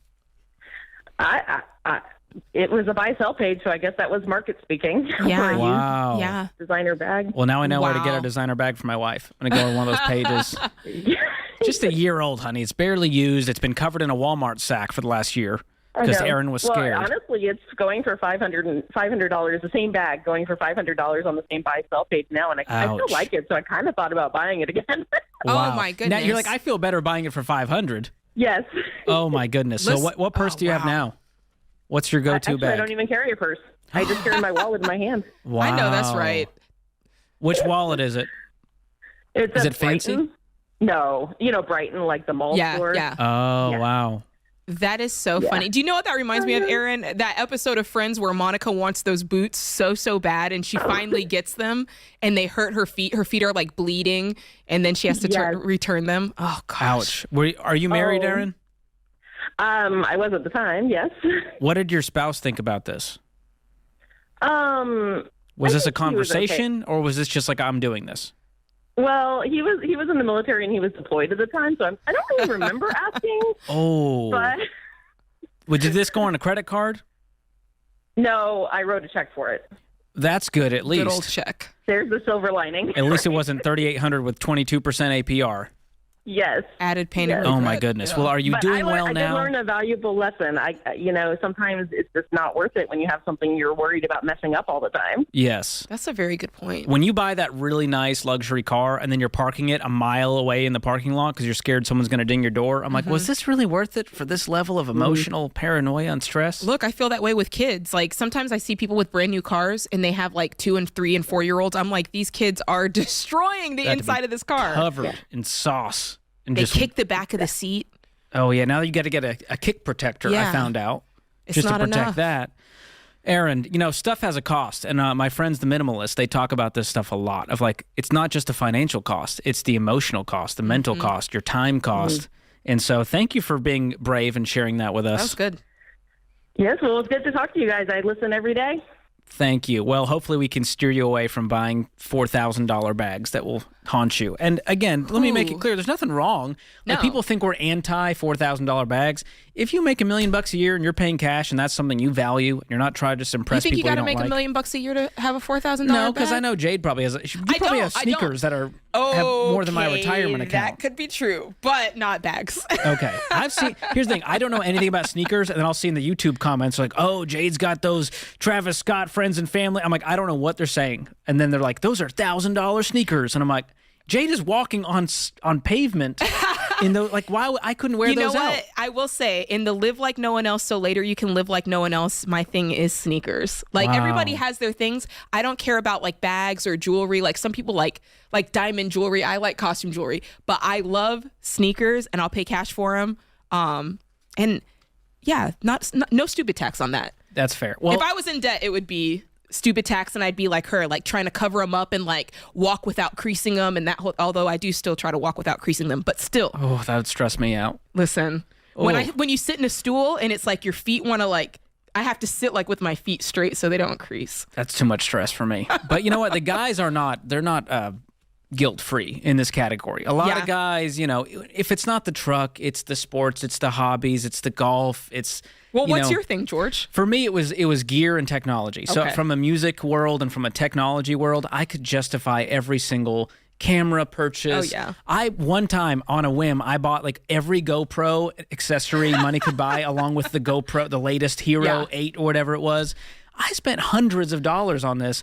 I can count on 0 fingers how many times I used my GoPro. I thought I was going to be some kind of like action adventure hero. going mountain biking with my GoPro. Yeah. I don't leave the house, Jade. I don't know what I was thinking. I could be like that with like kitchen equipment. Like you're like, ooh, if I had the juicer that has the attachment that does this, I'll become one of those people that makes ginger shots. That's what it is. I'm an aspirational shopper. Yeah. I'm like, if I get the Vitamix, I'll start to enjoy smoothies. Yeah. I will like kale more. Yeah. And if I buy the right equipment, if I bought a Canon 7D because I thought I'm going to be this big, videographer, photographer. It has been collecting dust, and I have too much shame to sell it because I know for whatever I sell it for, it will be cents on the dollar for what I paid for it. And so I think there's keep a lot it on the old shelf. Yeah. And guys can do that all the time. So I'm going to share a few stupid tax stories submitted from our listeners. Okay.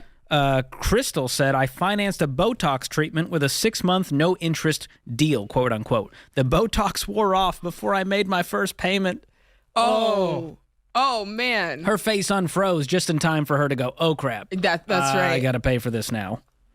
Woo. That's nuts. Amanda in Australia, I used the equity in my home to up my 30-year mortgage to buy a brand new Jeep Wrangler worth $50,000 while making $40,000 a year. Ooh.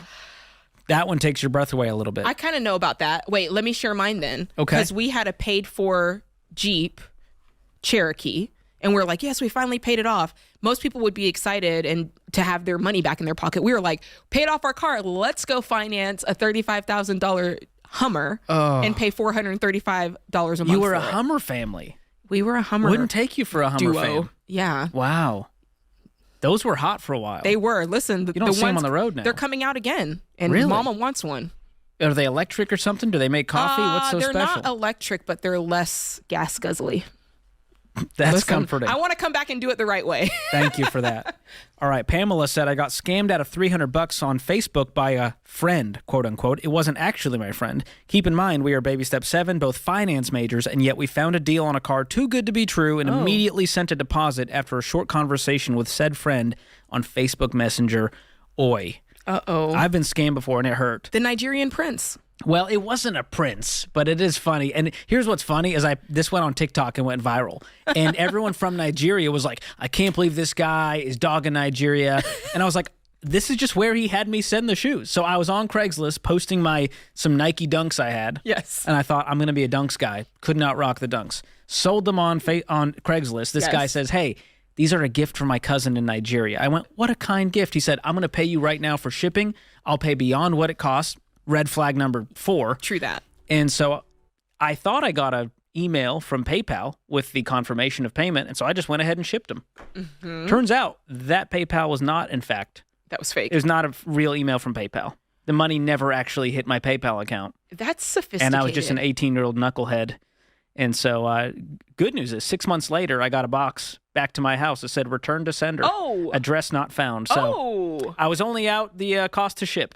There you go. A small stupid tax. No weapon formed. That's right. We've got Jenny on the line in Fayetteville, North Carolina, who is brave and willing to share her stupid tax story. What's going on, Jenny?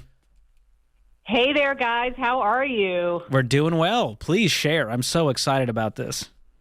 So my stupid tax story starts at the beginning of COVID, March 2020. I'm self-employed, as is my husband, and this was before Dave, so we borrowed money at every chance we got.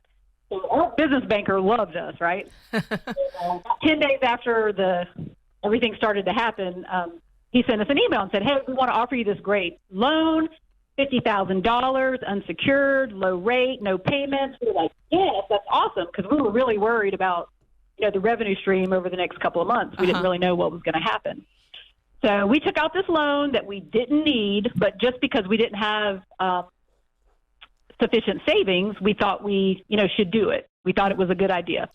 Like I said, this was before Dave. Well, fast forward a year, and we had taken financial peace by then, and we were deep in the heart of baby step 2. And that's when we really realized, what did we do this for? It's ridiculous. So that $50,000 debt went in our baby step 2. We put it in the debt snowball. And I figure when it was all said and done, the interest that accrued over the year with no payments, and the payments that we did have to make, it probably cost us about $3,000. Yikes. So what did you do with the and 50? Looking back now, out of it, we're baby step 7. We don't owe anybody anything. And I can't believe I ever thought that was smart. Well, in a moment of panic and fear, you tend to make some pretty stupid decisions. That is and, true. Absolutely. COVID, And I that's think exactly a lot of people what it did was. that. I took that loan out of pure fear, and I was using debt as my emergency fund, but I will never do that again. Yikes. Lesson learned. So $50,000 shows up in your bank account. What do you do with Yep, that? they made me take the money. They didn't just give me a line of credit to use Oh, as yeah. needed. They wanted me to take it so they could get interest ASAP. Did you Oh, my actually use it goodness. to cover the business, or did it become sort of a lifestyle spending fund? Well, honestly, George, I didn't even really ever need it. I'm more in real estate, and real estate was booming. That's right. My husband's in a different industry that really relies on large gatherings like festivals and weddings, so we Ooh. were really worried about his situation, but he's smart. He was able to pivot and figure it out. So Wow. we Well, didn't that's even good. need it. That's the cherry on top. Yeah. We didn't need the money, but it cost us $3,000 to have it in our account. For Are you no still reason. friends with the business banker? Yeah, we're still friends. Okay. Maybe He's just limit not that loaning you money relationship. anymore. Yeah. Send him a Christmas card once a year, but maybe don't answer his emails when it comes to loans. Thank you for sharing that story, Jenny. That's a fun one. Hey, you know what that reminds me of, George? Kind of during the same time COVID, remember with student loans, it was like, Biden's going to forgive your student loans. Oh, yes. So get a refund on the payments that you made was like during an COVID. advance. Yeah. People were getting those advance refunds on the payments that they made. Like people who had literally paid off their student loans got refunds on their payments and went back into debt thinking Biden's going to forgive X amount and I'll get that money back. If you had paid your balance to zero and you made $20,000 in payments, the student loan company would bring your balance back to $20K, as if you went back into $20,000 of debt. That's right. They went, good luck, the government will take care of you.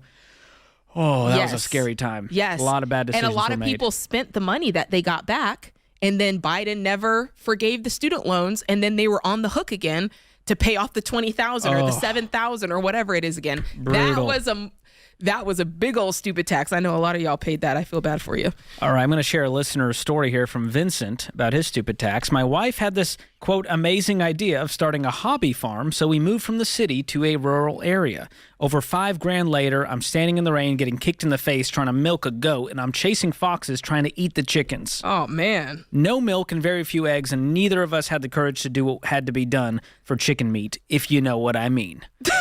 Oh, boy. That was like the worst. Wow. The worst children's story ever right there. Yeah, that is true. A lot of people are like, I'm going to be a homesteader. We're going to move and live off the fat of the land. And then you realize how difficult it is. Yeah. Or to like become from a city slicker to the farm boy. That's a big jump. to just up and start a farm. Remember when eggs were so expensive and people were trying to buy chickens? Yeah. Well, John Deloney famously had some chickens. And I think they started getting attacked by some coyotes, and so he ended the chicken coop situation. Yeah. Not worth. And eggs aren't that expensive now. We've come back down to reality. Yeah, but what you said about Jenny is true, and about so many of us when we get in the state of fear, eggs are getting expensive. You go to like these crazy extremes, or buy like a chicken coop for $4,000. Take out a $50,000 loan. It's like your brain it's definitely a temporary moment of insanity. Yes. Sometimes. Well, we always say no one makes good decisions when they're panicked or drunk. That's right. And some people were both during the pandemic.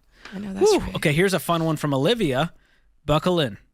My mom is paying stupid tax and has been for about 15 semesters of college. Yikes. My brother's 26, is a full-time college student working towards a bachelor's. To be clear, he has no degree so far and has been attending college, quote, full-time since fall of 2015 after he graduated from high school in May of 2015. He has been academically dismissed from an out-of-state college and is now attending an in-state university where my mom pays for all of his bills, and recently bought him a new truck after he totaled my mom's 20-year-old Corvette. Every semester, when it's time to pay tuition, she hands him her debit card and has never officially seen his grades. Oh, boy. Every semester, he has a new, quote, graduation expectation date that's typically 6 months to a year out, and when that time comes, he has another excuse about why he's not graduating, and my mother continues to fund this lifestyle and never hold him accountable, all while financially supporting him 110%. Don't be my mom, people. Set goals and expectations with your kids. Require some aspect of responsibility and accountability, and don't blindly pay for things without seeing the bill for yourself. Woo-wee. Ouch. It sounds like mom is happy to pay the stupid tax bill for her little boy. Yikes. Well, what is it? What? Come on now. Now, Dave has a fun rule. He said, I will pay for college, but the requirement is you finish in 4 years. I like if that. you don't, it's on you. Yeah, you're on the hook for the rest. That's I fair like enough. that mentality because that encourages you to go, I better finish in 4 years. Because Homeboy's been going on many, many years, and he's just having a good time out there partying on Mom's dime and now driving a brand new truck. All thanks to Mom being an enabler and having zero boundaries. That stupid tax remains to be seen, but it'll come out in the wash, trust and believe. Whew, that bill must be paid eventually. And if that means Mom can't retire, that's going to be on her. We've seen that story, Jade, where parents are like, I signed up for the Parent Plus loan because I thought I was being a good parent by taking on the loan for my kid. And by the way, if you're taking on a Parent Plus loan, it's because the student loan company, who is scummy as all get out, doesn't even trust your little kid to pay back the money. So they go, we don't trust you. You need a co-signer. And the crazy thing is when parents who already have their own student loans that they're paying back then turn around and take out Parent Plus loans. Which so have now a higher they've got interest rate. Their loan plus their kids' loans on their back. And since they're older, they have less time to pay it all off before they retire. So it's just... And they go, well, I thought little Johnny was going to pay, and I just took it out in my name. But, he said he was going to pay, and all of a sudden Johnny goes, this ain't legally my debt. Yeah, that's on you, bro. It's on you, Mom and Dad. You signed up for this because we had a call the other day. This guy went $270,000 into student loan debt for a computer science degree, and now is making $50 working cybersecurity. Yikes. And I'm like, what made you think this was a good idea, that this was even going to ROI? That's so a the lot thing. of poor decisions being made out there, and colleges are happy to take your money to raise the tuition because they know y'all are going to go out and take as many student loans as it takes to fund it. Yeah, in the moment, it always sounds like a good idea because it's getting you what you want in the moment. Whether it's I want to feel like I want this anxiety to go away, I want to feel like I have money, I want to feel like I'm getting the degree, like whatever it is, we want it in the moment. And whatever solution presents us getting fastest, we kind of get fixated on that instead of opening up our mind and going, okay, what else is possible here? So a lot of stupid tax happening out there, but hey, learn from these stories. I don't want you to create a stupid tax story. If it hasn't happened to you yet, there is hope that you can avoid this. Learn from us. Learn from us. So we're having fun here, sharing these stupid tax stories, and we've all done it. We're not here to judge. We just want to help everyone get better, including ourselves. That's right. Avoid these financial mistakes. Create your free every dollar budget today, the simplest way to budget for your life. How do you guys sum up what the Ramsey Show is? Well, it doesn't matter what the topic is. That caller is calling in that moment going, I need some help. And it's so funny. It's like, hey, my name's Tom. How much do you make? And how much debt do you got? I mean, we're like right through it, man. We'll celebrate with you the things no one else will celebrate. May or may not like us, or you may not agree with us, but what we say is simple. It's doable, and it's life-changing.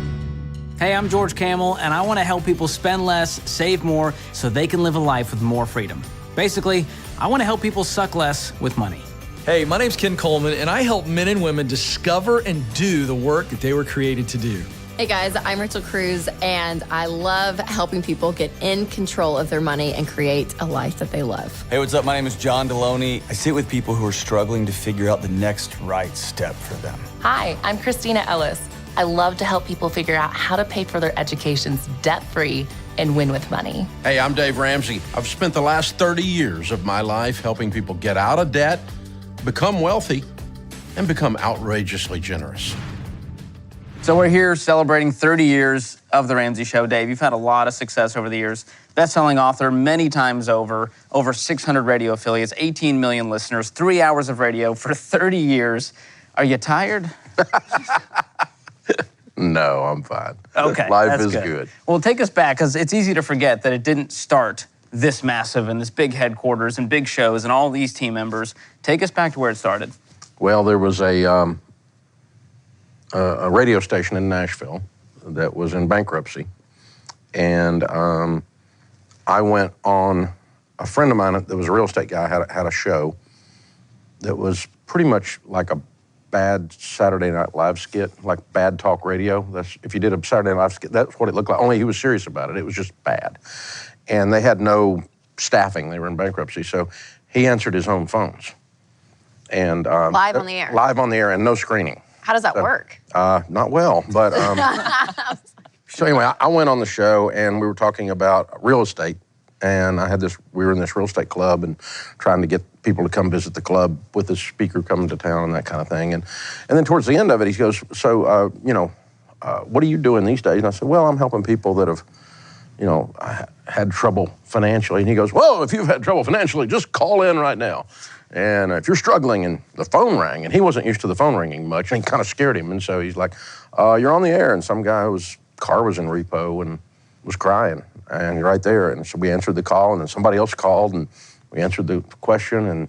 And he wasn't used to getting that kind of action on the air. It was because it was bad. And he goes, hey, man, come back. Let's do this again. That kind of worked. And I went, oh, okay. So I did it a couple more times. And then a friend of mine in the mutual fund business at the time called me and said, the guy that you run a show quit.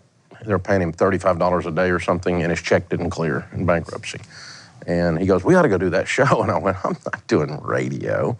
Radio people don't get paid nothing. They're like bankers. Big egos and titles and no money. I need money. I am broke. My kids are hungry. I'm not doing this. He goes, hey, man, we got to go do that show. He goes, you could do it a couple days a week. I could do it a couple days a week. I'd get leads from a mutual fund business. And who knows, you might even sell some of that stupid little book you wrote. And that was Financial Peace, the That original? was Financial Peace, carrying it around the trunk of my car. Wow. We're all so nervous. Like, I can only imagine not doing anything. Like, now you're used to, like, we do When we went on the cameras and air? radio and all of that. Yeah. Oh, we were bad. Were you nervous, though? Yeah, but we were bad. It was awful. Did you know you're awful? Yeah. No, y'all probably thought you were great. Well, I mean, there's part of you, but I mean, we were cheesy, but we were country fried accents, and I later got a voice coach, but it was like, WWTN, we're talking Nashville. Y'all call in, y'all getting money questions. It was hillbilly redneck radio. I remember being little and driving through downtown Nashville and the billboards started going up. Yeah. You had a milk mustache. Yeah. There was a campaign called Got Milk. And I was like all over Nashville. Yeah, there was a campaign called Got Milk that was popular. Yes. 30 years ago, and all these celebrities with their milk mustache, and it was kind of a passive-aggressive question, got milk? And so we said, got debt, and put milk mustaches on. And the scissors and all of it. It was Yeah, great, all but good the imagery, though. It was good imagery. So was this back in the Money Game days? Because it transitioned from... It was a money game from day one. That's what it was called. When did it transition to the Dave Ramsey Show? We had started syndicating the show, and the guy that was on with me left. And there was another guy working on Fridays who they fired him. The radio station wouldn't let him keep going because he started doing politics stuff. And so I ended up last man standing doing the show. And we were trying to syndicate it, doing marketing nationally with the money game, the money game, the money game, the money game. And Laura Schlesinger, Dr. Laura was blowing up. She was getting huge. We had about 30 stations or 40 stations the time. And Rush was, of course, huge, and Sean was blowing up. Hannity was blowing up for the first time. And so, we actually had a great marketing guy that's a friend of ours come in and go, you're killing me here. Rush does not have the political game. Dr. Laura does not have the relationship game. People are having trouble figuring out, there's too many things going on with this brand. You need to just bring it to the Dave Ramsey Show.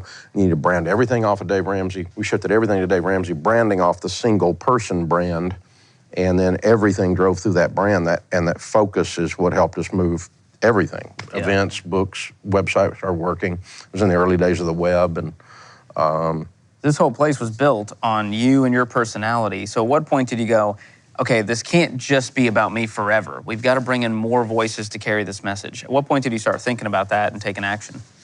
About 15 years ago, in my mid-40s, I said, this thing's not going to outlive me if we don't decide how we're going to carry the message in the next generation. And as we started thinking about that, we said, well, we don't really say anything that's unique.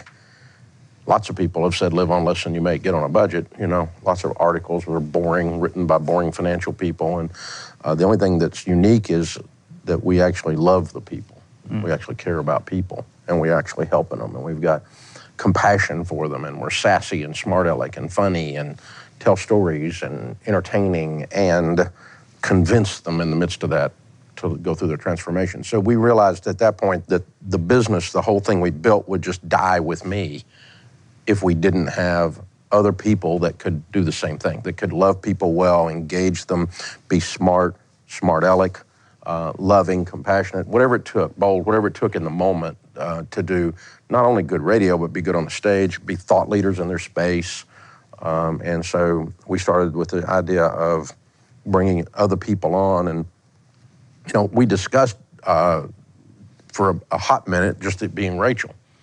But the more we looked at that would be unfair to her to dump the weight of the whole thing on one person, number one. And then number two, we couldn't find anywhere where the single follow-up, the single brand following the brand had worked.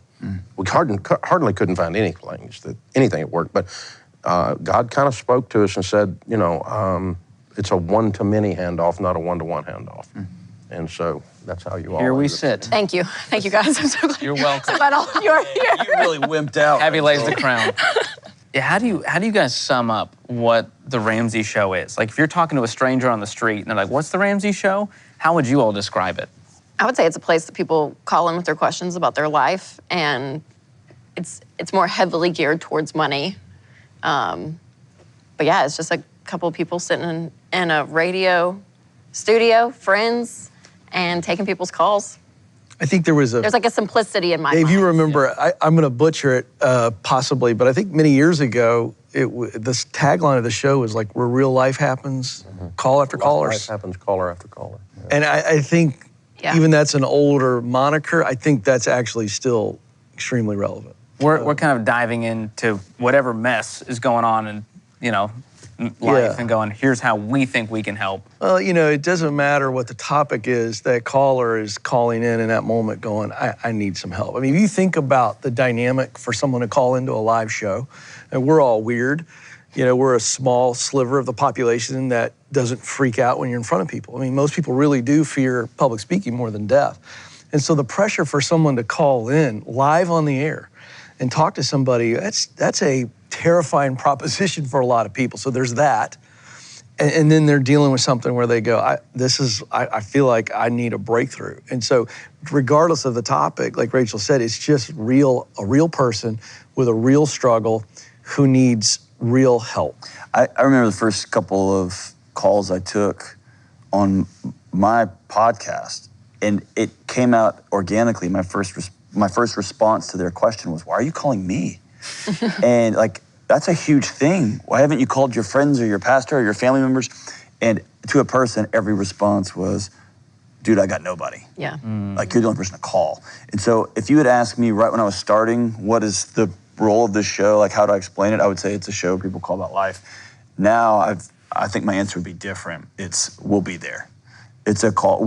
When you've got nobody, we'll be honest with you. And we'll tell you what we think. We think we're pretty smart. We think we know what we're talking about, but we'll be honest with you. Yeah. And I think that there's a lack of people who will be honest with you and not try to play some games with you and just say, here's what I would do in your situation. And I think we're just missing that.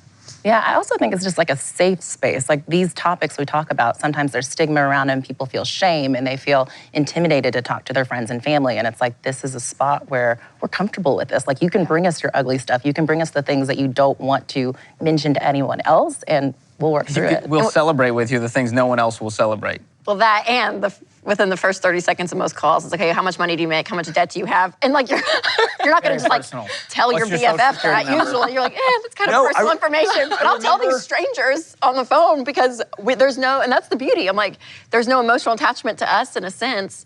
Because we're like, we're here, so you call, we'll hear it all, and I'll just... You can cut through months of bull Hey, I remember when I was first seeing counseling clients in my practicum, they would tell me all kinds of things about their intimate life, about their relationships, what they failed at. They would not tell me how much they made. They would not tell me how much debt they have. And it's so funny. It's like, hey, my name is Tom. How much do you make? And how much debt do you got? I mean, we're right through it, man. Yeah, we changed people's names. How much of that's credit card debt, Tom? Exactly. And it's super you failed. Let's just lay it all out. Yeah. But I mean, I think there's a level of the world is desperate for that. And you don't get it anywhere else because we've got to do 17 sessions in therapy to even get to that question. We've got to establish trust. You called us. What's the problem? Let's get right to it. Dave, you built a trust brand. Do you, I don't take it for granted that people call in and trust us with their life's greatest problems. Is that something you were intentional about from day one? Or did you kind of go, oh, people trust me, I got to make sure I handle this well? we started out just answering the tactical question day one.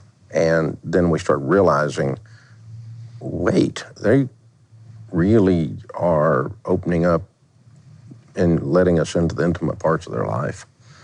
And then they would call randomly about some marriage thing or something. And I'm like, I can help you with your 401k. I mean, what are you doing? But it started, what we used to call Uncle Dave or Papa Dave started kind of evolving pretty early, even though I was young. But it was just this trusted friend that was wise and that would, that seemed to have just some common sense about life. And we started realizing that was there. And what that is then is a tool to actually be able to help them. Because they're not going to take any advice if they don't trust you. Right. But I mean, and if you violate that trust, when we violate, we all goof up. When we mess up, even the smallest of things, we don't, sometimes we're compassionate when we should be a little tougher. Sometimes we're too tough when we should have been a little more compassionate. And you mess up the connectivity, and the audience all knows that. I mean, it's not just the caller that gets that message. Yeah. So then it's a little harder to trust next time. So, but most of the time, the audience has been really forgiving, and at least portions of it. The portions that aren't forgiving are gone. But they're listening to something else. But these people are trying to help. I was on my walk this morning. A construction worker in my neighborhood stopped. And he goes, "Hey man, I'm a millennial. I listen every day. I love your stuff, man. You're changing lives, man. You changed my life. Thanks so much." And I'm like, "Dude, you changed your life. I didn't change your life." But I mean, that guy's out there, and he's listening to when I talk to someone else. He'll never be a caller. But great guy. Yeah. But he'll never be a caller. So that trust is built on consistency over time. You're not wavering in your opinion, Dave, for better and for worse. So talk about some of the foundational principles that run throughout the show. It all kind of falls under the umbrella of be not conformed to this world, but be transformed by the renewing of your mind. And so we can look out there in any compartment of our lives in society, marriage, parenting, mental health, career, money, you name it, business ethics, leadership. We can look into any area out there and see the vast majority of the people in that segment are dysfunctional. They're struggling because, and so you don't want to be normal in almost any of those categories I just mentioned. You want to be unusual, and success is unusual. So it's why we look and smile when we say that person's successful. They have a successful marriage, and because it's unusual, And so the underlying principle is to lead them away from the dysfunctional normal to the functional abnormal in whatever area it is. And that's just truth telling, and again, compassion and boldness and laughter and stories and tears, and then people trust you, and then you can take them by the hand and lead them to the next place they need to go in all of those areas. So that's kind of the underpinning underneath all the different topics from money and life and relationships. Rachel, you've been in the money space for, a decade now here at Ramsey as a personality. What have you found the common threads, the principles that carry regardless of the calls? Well, from the money angle, I would say those underlying principles are teaching people to live on less than they make, which means getting out of debt, staying out of debt, having margin in your life, which frees you up in so many other areas when you have margin in your bank account. The rainy day funds, like that, I feel like those are kind of the tried and true. And it's funny because it's so simple, right? Like that's what makes me laugh about even the show. Mind-blowing money advice, Rachel? I know, that's what's funny about the show is like it's 30 years of kind of from especially the financial perspective, the money perspective. It's the same stuff over and over and over and over and over and over. And still you'll get people that are like, "Oh, you are so wise." I'll never forget one of my first national hits. I was in New York City doing one of the morning shows on set, and we were doing the live segment, and I made the comment, you have to live on less than you make. Because it's something I've heard my whole life. It's what we say here at Ramsey all the time. It's just like and these people that I've watched on like these anchors on the show that I very much look up to in life, because I'm like, or not look up to, but just I watch them in my own house. they looked at me and one of them said, "That is so smart." And I was like, she just said I was so smart. On live on less than you make. Like, it just, amazing. So yeah, so I think for us too, like those We're principles. doomed. Jesus is coming. But no one is saying it though, right? Like to his point. Well, there's a simplicity when you're to the conformed to advice. the world, you're doing what the world is doing, and they're not like on something so simple of live on less than you make. So that's always the bright spot where I'm like, we can insert hope into the culture, and it's not confusing. Like, we know what I mean? Like, we get to bring out a very simple plan, and we get to talk about the behavior change and the things that make it difficult. But that's what I love about all the principles is I'm like, there's not many, and they're pretty simple to understand. Hard to do sometimes, but One of the things we do in all the areas is we take the complex and make it reachable. I often tell people in our marketing team or on-air people all the time the same thing. Put the cookies on a shelf where everyone can reach the cookies. Because in the mental health field, we like to speak over, financial people like to speak over career coaches. They want to use $70,000 words when a $2 word would have done the job. But it's all in an effort to look smarter, feel smarter, build themselves up rather than communicate, connect, and help someone where they are. And so in that sense, we get the joy of just being regular folk who just happen, we don't have to be haughty-toddy. We don't have to be, better than, because financial people do this a lot in that world. And we're just not those people. We're just, may or may not like us, or you may not agree with us, but what we say is simple. Oh, it's yeah. doable, and it's life-changing. I think that's part of the reason it's the second largest talk radio show in America. It just connects with every American out there. We're not using big $10 words like you're saying. We try to keep it really simple. And John, you've got 2 PhDs. That's got to be especially difficult for you to bring the cookies down. No, not at all. Spend your whole life with hoity-toity No, folks. one thing that I think Dave taught me real early was Dave's got success. He's got his name on a building. He's got a nice car, right? A nice house. And him and his wife still disagree on things. And he's got reckless children, right? That's still gone off the frontier. get off the rails. And I was like, not just his wife disagrees with him. Oh, geez, we can't have a family session breakout. But like, I think there's something about here's the right steps, and it's hard. And then I'm gonna go first. And I think that's missing from popular culture and popular media is if I can just get to this place, then everything's perfect and everything works out. And I can't identify with that. I can't identify with the marriage that nobody has any problems. I can't identify with I'm out of debt and I'm still gonna have a disagreement with my spouse. So, because I wanna buy that new guitar so bad. And she's like, we don't need another one. You don't even play in a band. I'm like, I know, but I need that. Like, I wanna know that someone's still having that disagreement, or like, I want this new car. You're good on cars. Nope, I need this one too, right? Now I can relate to that. And I think there's a human element that's like, oh, that guy's just like me. Yeah. Right? Our bank accounts may look different, or our business may look different, but that dude's just like me, and I'll follow that guy, right? This may sound silly, but it's like whenever I'm talking and I'm thinking through how can we translate the data and the content, it's like if I were listening to this, would I get bored? Like, would I zone out and just kind of tune out? And if that's the case, then it's like, okay, we got to bring this down. We got to make this more relatable, because it's like, I mean, when I'm reading content that's like way up here and heady, it's like, ooh, they sound smart, but like, this is boring. Yeah. And what am I going to do with it? What am I going to do with it? How do I apply this to my life? Why does it matter to me? Totally. That happened to me once on the air. Sorry. What was it? And this girl called, and finally Dave goes, okay, Sarah, where did you get all these numbers? And it just goes silent. She goes, out of my butt.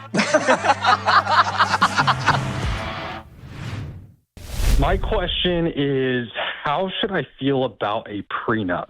I know your stance on prenups, and I know kind of, extreme circumstances, and I believe kind of like my circumstance is kind of extreme on both ends.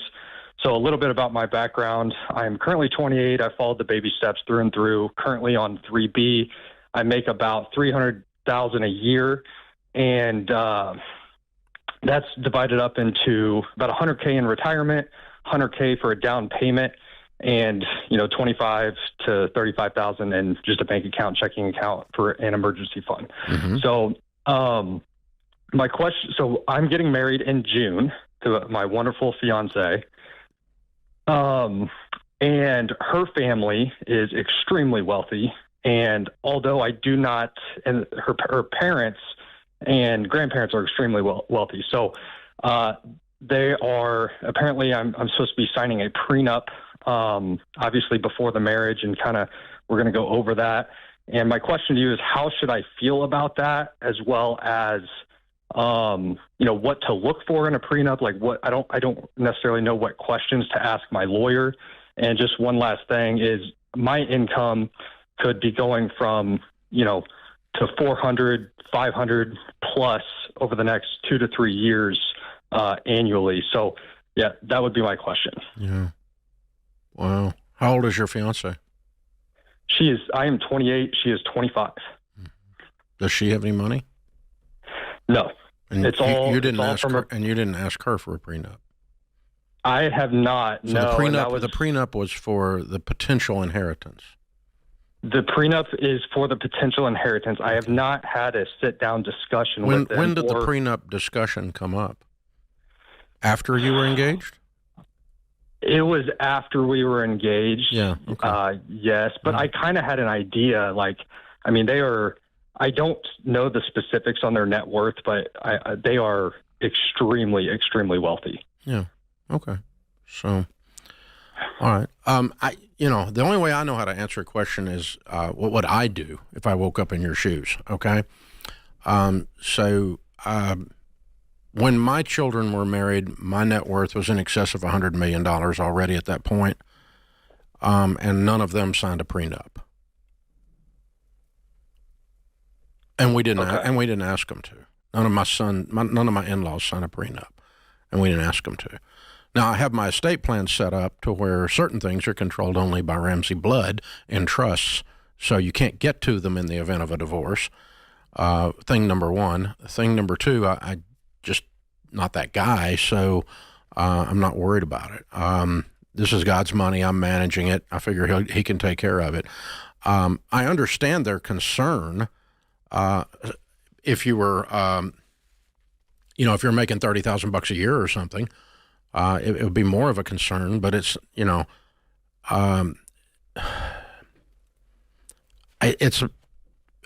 frankly, it's a little bothersome.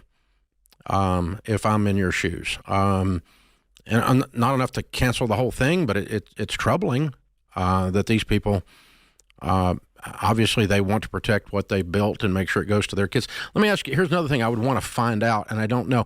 In most states, the divorce stuff we've been involved in on the financial side, an amount of inheritance generally in the event of a divorce goes to the person that inherited the money. They don't split it in most states.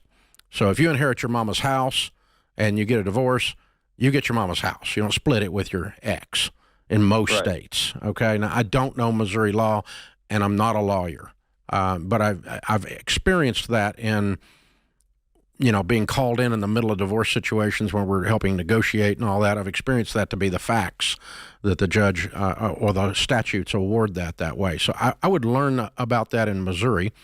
Number one, they may have that protection built into the law, is what I'm saying. And then you've just got to decide how much you care about this issue. Because I don't think, and what this issue means. What does it mean to your relationship? What does it mean to the family you are marrying? Because you're marrying her and her family. And so, it's really low class that this came up after you made a contract to get married.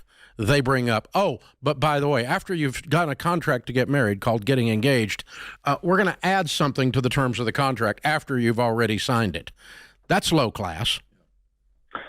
I'm curious, Josh, what does your fiance think? How does she feel about this? Is she completely in line with their parents, or does it make her feel weird? What's going on here? To be honest, I mean, she's the oldest of 4 daughters total, and they're awesome family, super down to earth people, but they've not never really had to work or You're not answering my question, and you're being really nice because you're a classy dude. I'm going somewhere with this. How does she feel about it? When it came up, what was her comment on this deal? She understands. She understands it. I mean, what I was getting at is she just doesn't really have, like, she doesn't know. So she's okay with it. My point is, it wasn't a head tilt or a red flag or yellow flag. It was just like, oh, okay. Is that what I'm hearing? Yeah, she does what she's told. Exactly. Okay. Yes. That helps. She listens to her parents. Yeah, she listens to her parents. Well, that makes this relationally a little bit more difficult. You know, had she had the same feeling, the yucky feeling you had, I assume you have a yucky feeling about it. Is that, or am I making the wrong assumption?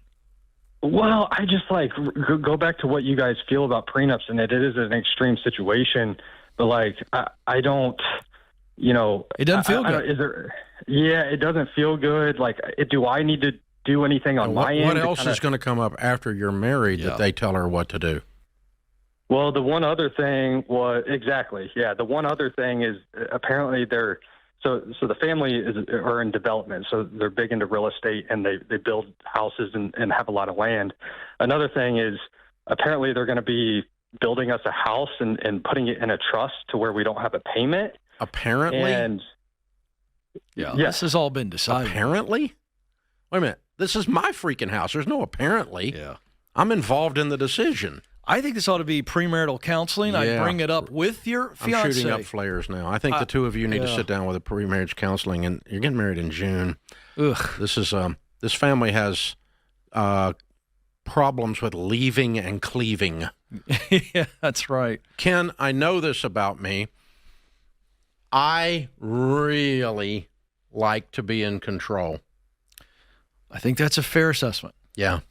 I know this about me, and I know this about wealth. Yeah. That as you add wealth, it makes you more of what you already are. And so having some money has given me the ability to control a lot of things in my life. Yeah. The variables. I don't have cars that break down anymore because they're nice ones. Mm-hmm. I used to drive crap when I was broke, and I was broke down on the side of the crappy road in the crappy car and my crappy life. And I hated it. I hated it because I felt out of control and desperate and freaked out. And so now I drive cars that don't break because I got some money by doing the stuff we teach here. And I also know that control, in that sense, controlling the variables, control the controllables, that's a good feature, but I'm also well aware that it can be a bad feature. Yep. You've probably seen that. I cannot recall. I cannot recall. You are so full of crap. Well, that's also a great demonstration on what you do in that situation. Just go Congress. Just act like a congressman. Yeah. I cannot recall. Do nothing. Yeah, no, no. In all yes, but in a situation like that where we've seen it, you snap back because you are healthy. Well, what I had to face, the hardest parenting I've ever done in my life. Oof. The hard, because when they're little, you just freaking tell them what to do. And if you don't do what I say to do, I'll take you out and make another one look just like you. Okay, so you're going to do what I say to do. I'm in charge. The inmates are not in charge of the asylum. When they're like grown and paying their own bills and stuff, you don't get to do that anymore, I heard.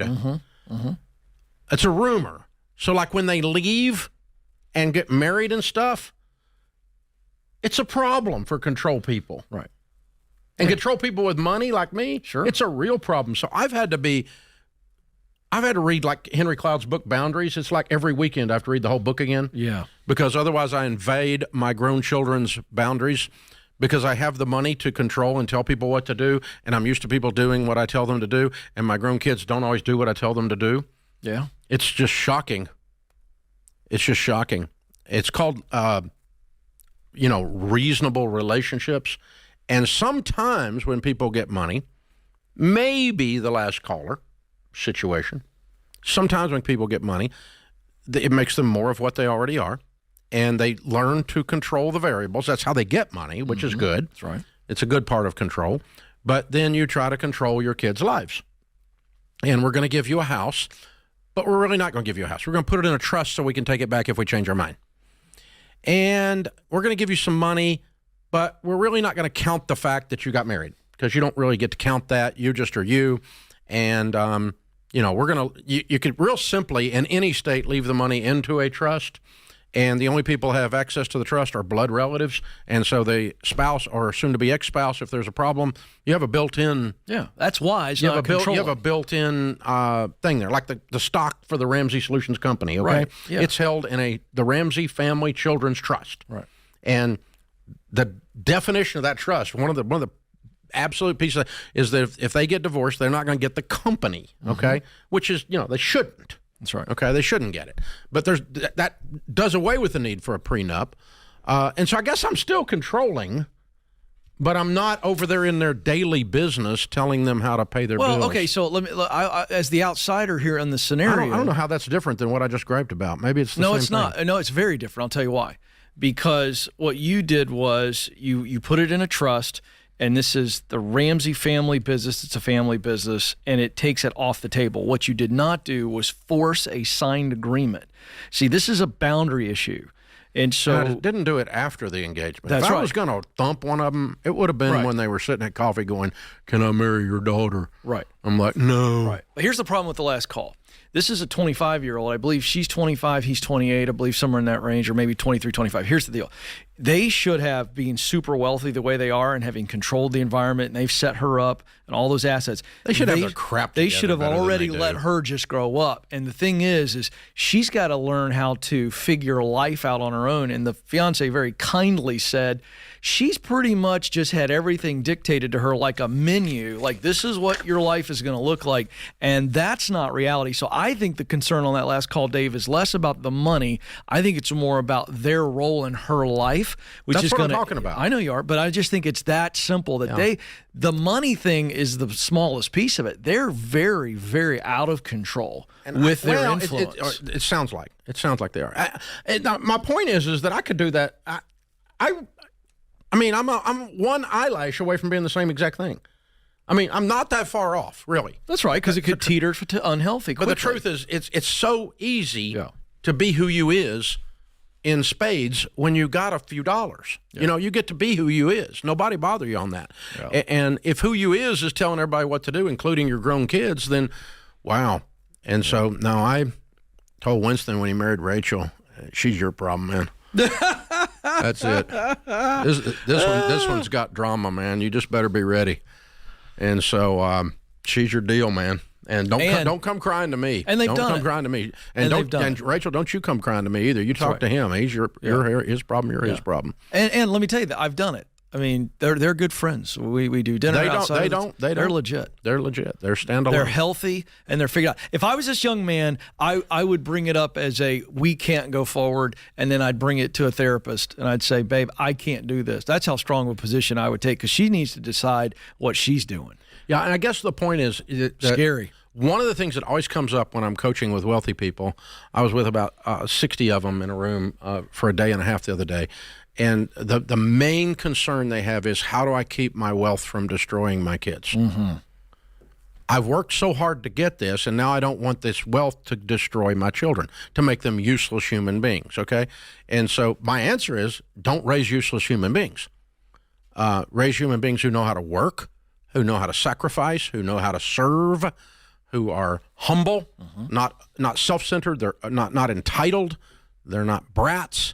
And by the way, they know how to work. Did I mention that? And they know how to work. Did I mention that? Yeah. And by the way, a simple way to get all of that. Joy and dignity comes from work. So raise kids that do that, and then be ready for this very difficult. And I'm saying it was hard. It's hard for me, almost daily or weekly. It's not. I don't get a vote in their house. And it pisses me off down inside. I can tell. I really want feeling a vote. it. I really want to tell these people it's what palpable. to do. I feel it right here. Actually, I know. The energy is coming. But I'm just over saying, this it's way. a human thing. I'm not. It's absolutely. I'm not. My point is, the other family, whoever they are, they're probably great people. I completely can resonate with their motivation. Yeah. Their tactical implementation of their motivation sucks. Which I want to weigh in on that. All the things that Dave just said to raise good kids, can I tell you, it starts with just allowing them to experience hardship and pain. Yeah. The data is coming out. I'm reading like crazy. I'll spare you all the data. I could nerd out on it for 20 straight minutes, but I'm telling you, over and over, the message is coming back. We have removed the obstacle of hardship and suffering we, meaning Gen X, my parents, the boomers, Gen X, we're all guilty of it.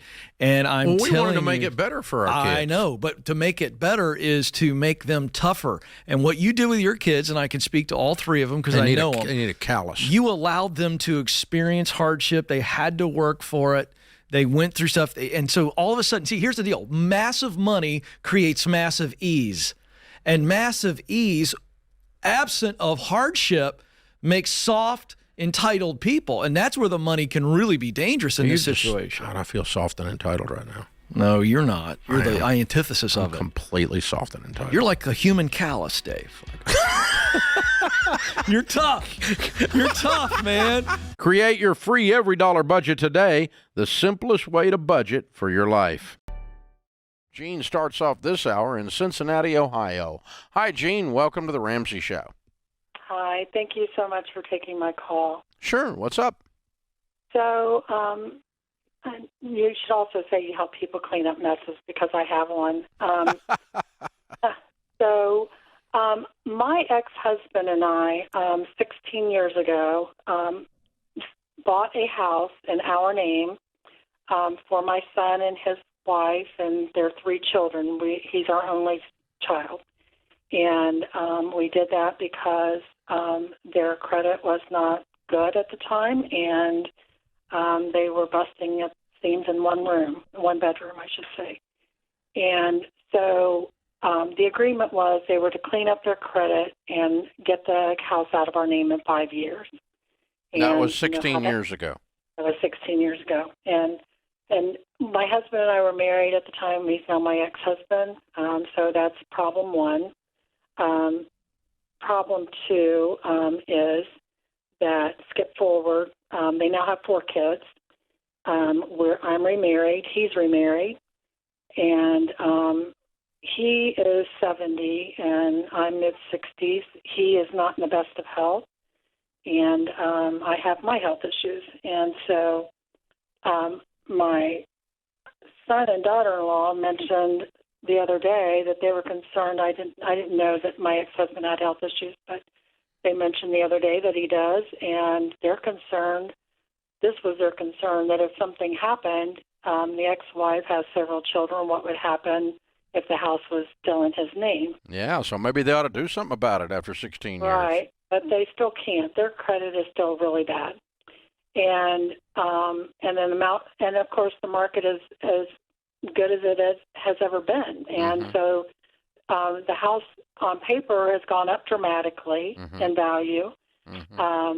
This question couldn't happen at a worse time. But so the problem now is getting it out of our names, and they don't have the credit where they could go get a loan. And I assume that you still owe on the house. Right, and the other part of that agreement was that they would make all the house payments, and we never whatever the house payment was, they made it, and we rolled everything in together.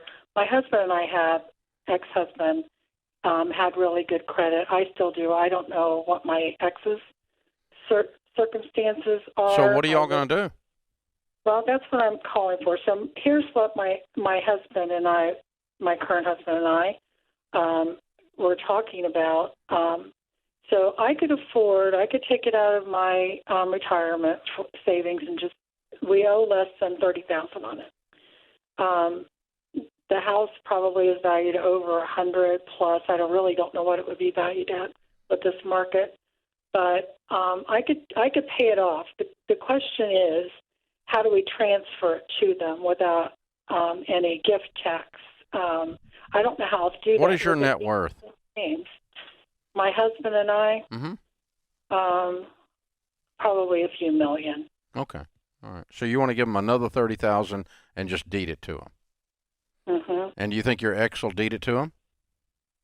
Well, that was the agreement to begin with. I know, but will he if you do this? Well, the agreement to begin with was they pay it off in 5 years. It's been 16. So nobody's done what they were supposed to do yet in this whole deal. Absolutely true. But my ex-husband and I, we've tried to do the right thing by them, whether they did the right thing or not. Yeah. And again, it kind of upset me because their concern wasn't, oh, he's in bad health. My concern, too, is his financial picture isn't good. If he ended up needing nursing Do you have home, any contact with him at all? limited.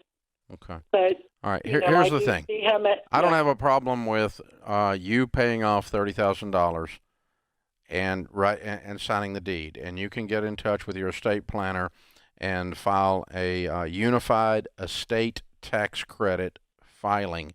Use up some of your estate exemption, your federal estate exemption, to avoid gift tax. So you can do this without any harm to you, and you're giving them $30,000.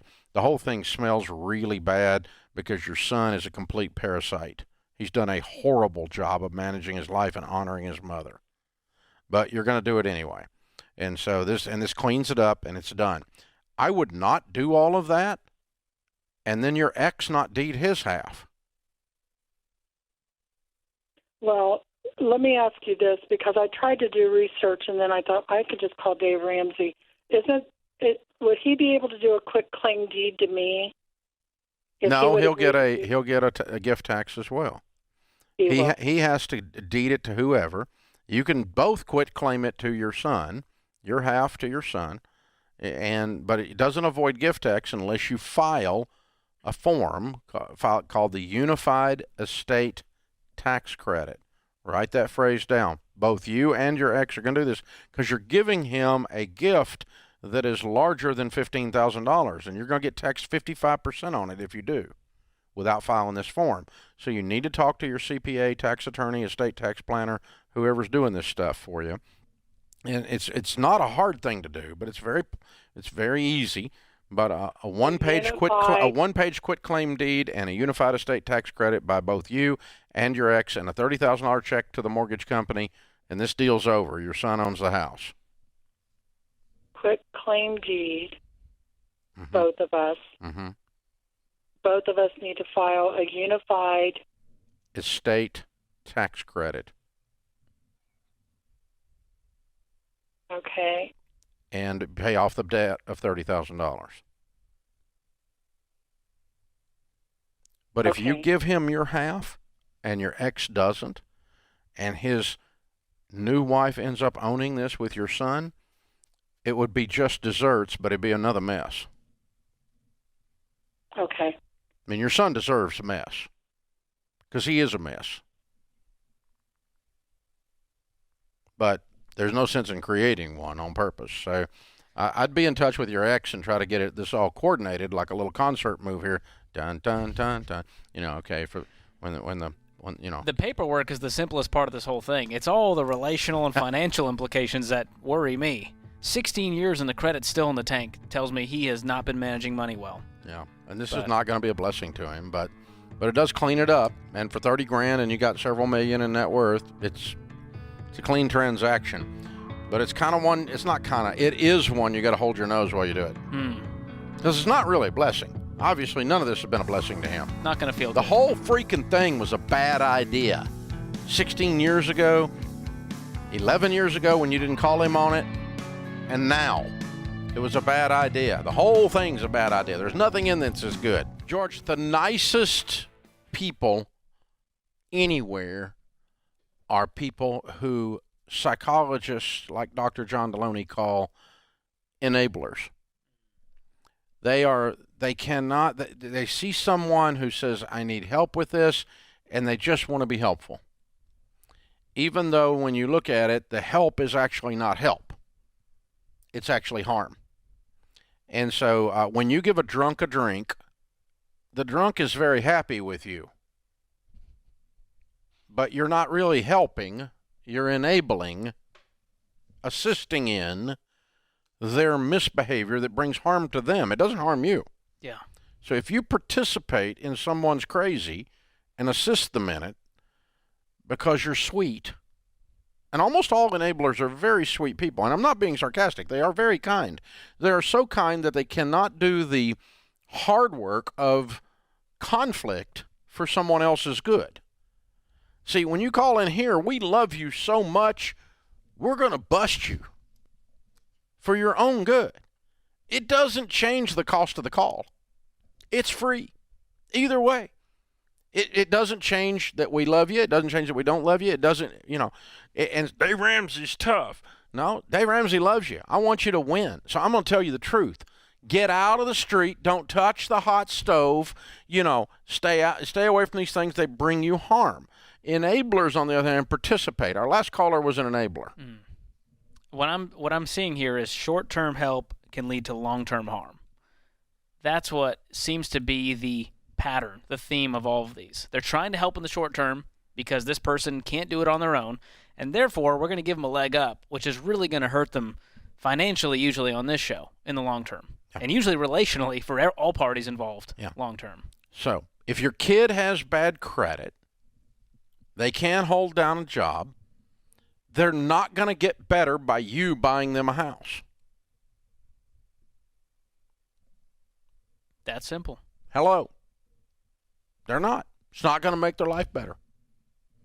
Now, if you need to buy groceries for your grandbabies to eat, do it. If you pay the light bill or something occasionally, that's up to you. But to the extent that you participate in the mythology that they're not in control of their life, you are not being a blessing. To that point, her son, for 16 years, has never been able to recoup and put his feet on the ground. After his mom and dad, now divorced and remarried, both of them, bought him a house, left it in both of their names. The house survived a divorce. The home ownership survived a divorce. So they've been partners with their ex for 16 freaking years.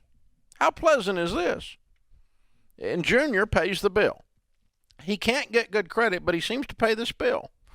This is like Parent Plus loan on steroids when you're taking out a mortgage for your kids. So what would you do in the alternative, Dave? Well, in the alternative, I would suggest that the young man rent until he can get his crap together. And I'll be happy to pay for him to go to Financial Peace University. I'll pay for him to read a book on money from one of the many Ramsey personalities, including me. I would even participate if he wanted to get out of debt and was on a budget and was being real gung-ho. I might even match him and say, for every $1,000 you pay off, I'll pay $1,000 for you. If you've got the money and you want to help them get up and get moving, you're participating in positive behaviors then that are going to lead him to sustainability, not negative behaviors that allow him to mask over and pretend like he doesn't have a problem. And buying your kid a house and putting it on a mortgage in your name is just straight up stupid. Never do that under any circumstances. Let them go rent something, and if you want to write some checks, write some checks and help them that way. But you don't need to get in the home ownership business with an irresponsible kiddo. It's a bad plan. It doesn't work out well for them or for you. It ends up the way her situation ends up. It's sad. Yeah. It's really sad. And we're all for generosity. They really wanted to help. Yeah. And the problem is they defined the word help wrong. And it wasn't real help. Instead of look at them and going, no, 10 years from now, you're still going to be in a mess because you ain't going to change. Until you change, you hadn't changed. It's just that it's a mess. Yeah. Well, it seems like generosity, we're big fans of that around here. Absolutely. But if you're generous in a way that doesn't help someone get control of their life and it's not a blessing to them, then it really wasn't generosity. Even when you're being generous to a charity, when you're giving to a charity that mishandles money, all you're doing is participating in their mishandling of the money. You just helped them do it. And so, we do due diligence, Ramsey Family Foundation, before we give to charities. We want to make sure they're handling money well, that the money's actually going to help the people. It's not going to, we don't know how to run the office properly. And that some charities don't know how to run the office properly, and they end up spending 90% of the money on overhead and 10% to help the starving child or whatever it is they're supposed to be doing. And so it'd been easier just to go feed some kids. You'd have been better off. And so you've got to use some good common sense with this. Otherwise, you're participating. And that is not being mean, and that's not being angry. You're heartless, Dave. And it's not being heartless. It's not being tough. It's none of those things. It's actual love. I love you so much, I'm not going to participate in your misbehavior. I can't be a party to your misbehavior. because I love you too much. I will help you do positive things. If you want to do wonderful things, I'm going to walk with you. I'll be your biggest cheerleader. I might even write some checks in the positive direction. But I'm not going to mask over your misbehavior and start paying for your stuff. Well, as the saying goes, you entertain a clown, you join the circus. Exactly. And so that's what people find themselves in, is now I'm all looped into this crazy, and now I have resentment because it didn't work out how I thought it was going to work out, and now I'm calling this show. And we have, this current generation coming up in their early 20s, mid-20s, has got two types of people in it. Unbelievably responsible and mature beyond their years, and ones that are still living in their mother's basement at 27 years old. And moms, dads, kick them out. Lovingly, give them a 90-day plan. I'll walk with you. I'll coach you. We're going to assist you, but playing Nintendo is not a job. Playing Call of Duty is not a job. You need to go get a life. You're stunting your kids' growth emotionally by allowing them to exist in your basement at 26 or 36 years old. Now, short term, that's fine. A safety net is fine, but a safety hammock is not a plan. We don't want a crutch. Yeah. I mean, listen, an eagle that doesn't leave the nest is eventually known as a turkey. Okay, this is how this works. So these are enabling situations. You're not being helpful. Now, some people got kicked out of the house in angry, rage-filled ways or toxic family situations, and that's not what I'm talking about. I'm going to love you so much, I'll help you move the couch.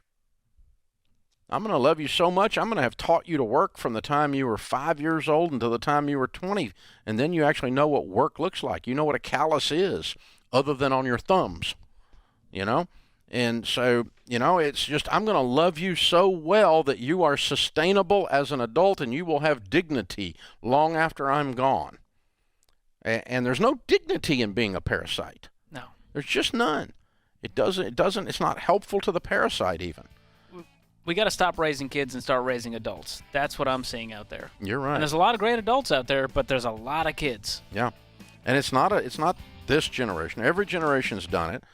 My generation had what they call them, the boomerangs. You throw them out and they come back. Yeah. Remember that one? That's clever. That was good, yeah. Oh, man. Gotta love it. Gotta love it. Well, we love you so much, people. We're on your team. We want you to win. And consequently, we're going to tell you the truth. Might hurt your feelings, but it'll help. It's entertaining radio, too. This is The Ramsey Show. TikTok faces an investigation into its impact on young people's mental health. Coalition of state attorneys from California, Florida. Look at California and Florida get on the same team. Look at this. Maybe something good is happening. The world's coming together. Kentucky, California and Florida and Kentucky, same page. I'm calling this a win already. And more is investigating TikTok for its potential effect on young people's mental and physical health. Group of AGs is looking to see the way TikTok designs, operates, and markets its platform has a negative effect on children, teens, and young adults' health, according to a press release by the AG of Massachusetts. So a couple of things that I find troubling about TikTok. And again, me ranting about social media is no big news, but this is more personal for me. I have a middle schooler, and he came home and was talking about, what is this TikTok thing? Because, of course, he lives in the 14th century because he lives in our house, and all of his classmates are on TikTok. And does he just have an abacus he plays with at home? That's what I'm picturing at the Deloney household. He has a stick and a small stone, and that's pretty much his toys. And I said, what are some things your friends tell you about? And so he gave us the name of somebody on TikTok, a TikTok star. And so my wife and I pull it up. And it was, again, my entire show is about relationships and sexuality and intimacy. I am far from an old-fashioned prude, right? What I saw on that was a very young kid, super provocative, super it was just highly it reminded me of my time working with sexually abused kids. It was highly sexually charged up, and it was really young kids doing these dances and whatever. And it wasn't just it's fun, hilarious TikTok dances, which I've seen. I've been a part of those. This is something totally different. And my initial thought was, I don't want my kids exposed to this, and I don't want my kids longing to become the topic of conversation. And I started to ask myself, what is the trajectory here for this product, for TikTok? And I realized that it's different. So, remember Saturday morning cartoons? We had those back in the dinosaur era. That's the only thing we have in common, age-wise. Age-wise. We both had cartoons. They had these shiny cereals and cool toys and things like that. That they had, whiz bang and lots of shiny moments so that kids would want to buy those. But the whole object of those commercials was to get your kids to tell your parents, that's what I want. They still had to loop back to the parents. And this feels new because what this is doing is going directly after the kids.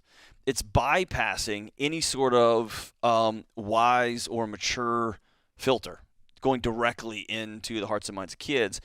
And that feels different. And I'm happy to see states coming together, states that on the surface don't like each other, are coming together to say, hey, they write here, how TikTok keeps people watching and engaging is somewhat mysterious. They have had to pay millions of dollars in fines. TikTok has already for how they're going after children under the age of 13. As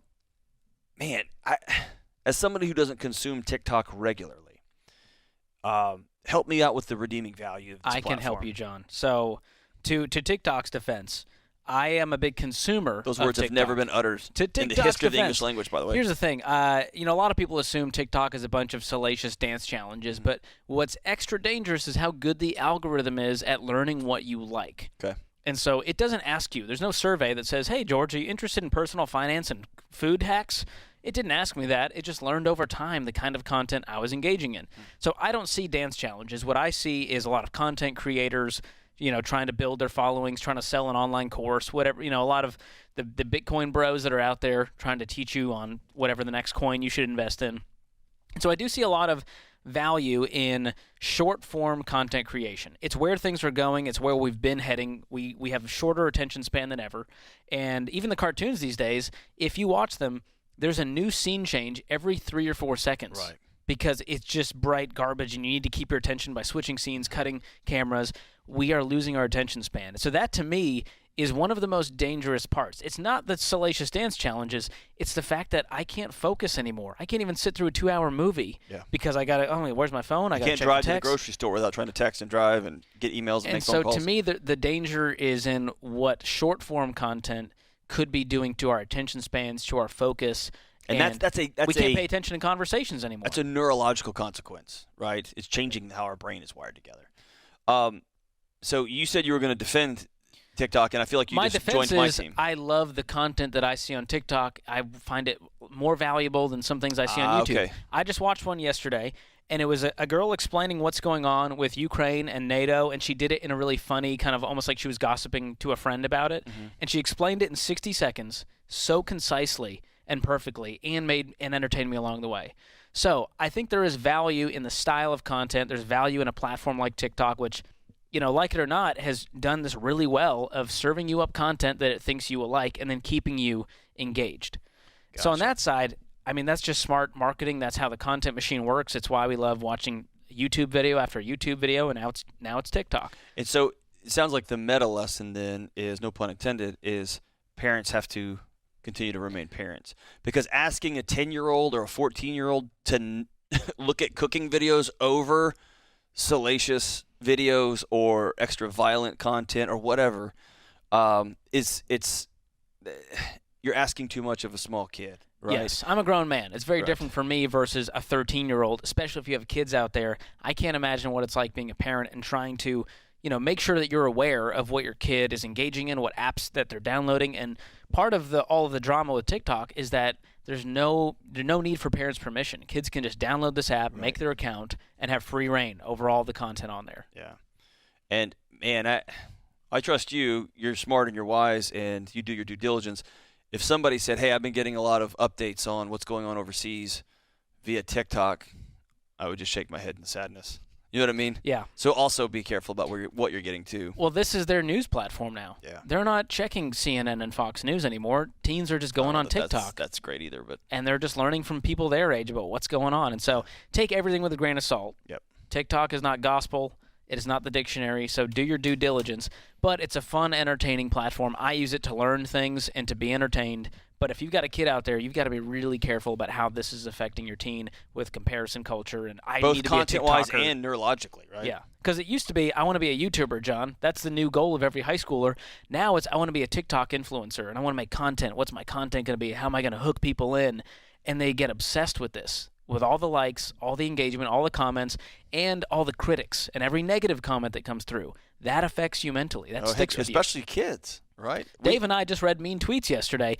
It doesn't affect us like it would a teenager. Right. You know, we have thicker skin than I did at 14 years old. Well, you remember a few things people said to you when you were 14, right? There's a comment that still sticks with me. When I was 14, I uploaded a YouTube video, and they said it was a me covering Umbrella by Rihanna on acoustic guitar, and they said, "You killed it, ... and not in a good way." And it stuck with me because it was funny, it was creative. And it hurt. But there's something about these strangers that are critics on the internet, and we take it personally and go, this is a reflection of my character and who I am. And so you've got to be really careful, not just about what you're posting, what you're engaging in, but what other people are saying that you don't even know. So, man, I just loop back to two big things. Number one, if you're wondering, can I have a job? Can I have a life if I don't engage in this? I don't, and I seem to be doing okay. And the second thing is, please be highly diligent with your kids. Just handing your kid a device or a box, a digital babysitter, and saying, go get them and make good choices is just a recipe for disaster. The data on children's mental health and their engagement with social media continues to just be jaw-dropping. I think it's going to be one of the biggest issues for that generation that we've got to grapple with. And parents are the start of it. They've got to have these conversations.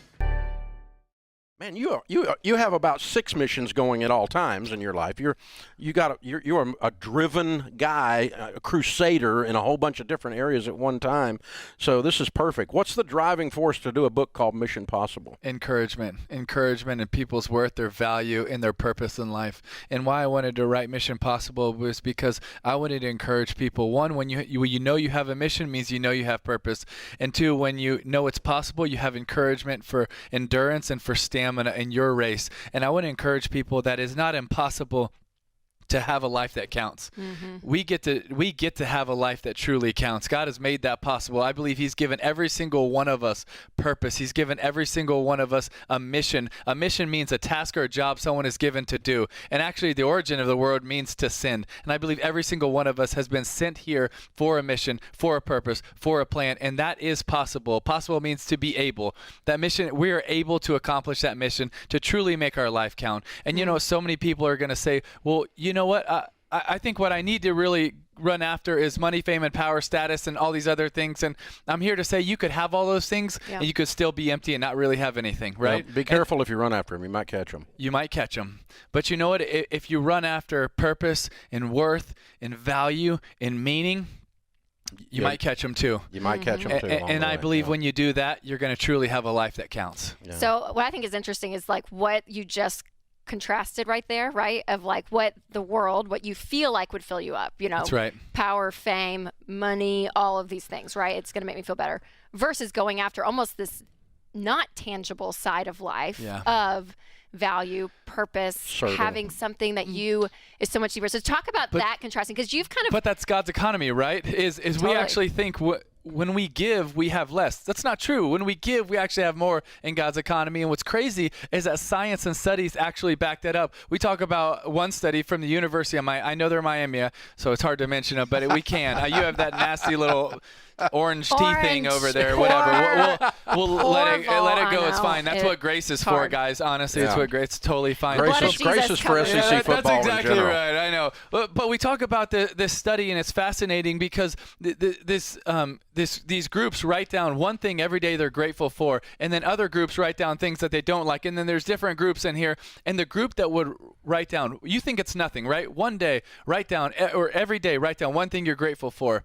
It had a biochemical positive change in their life, in their body, from the inside out, just by writing down one thing they're grateful for. So gratitude changes your life. But also there's another study about a helper's high. When you choose to actually serve and give selflessly to other people, you also have a biochemical positive reaction from the inside out. And it's crazy. Wait a second. To actually do these things, to choose to be grateful, to choose to help, not only do I have an emotional response, but I actually have a chemical response for the better. That's crazy.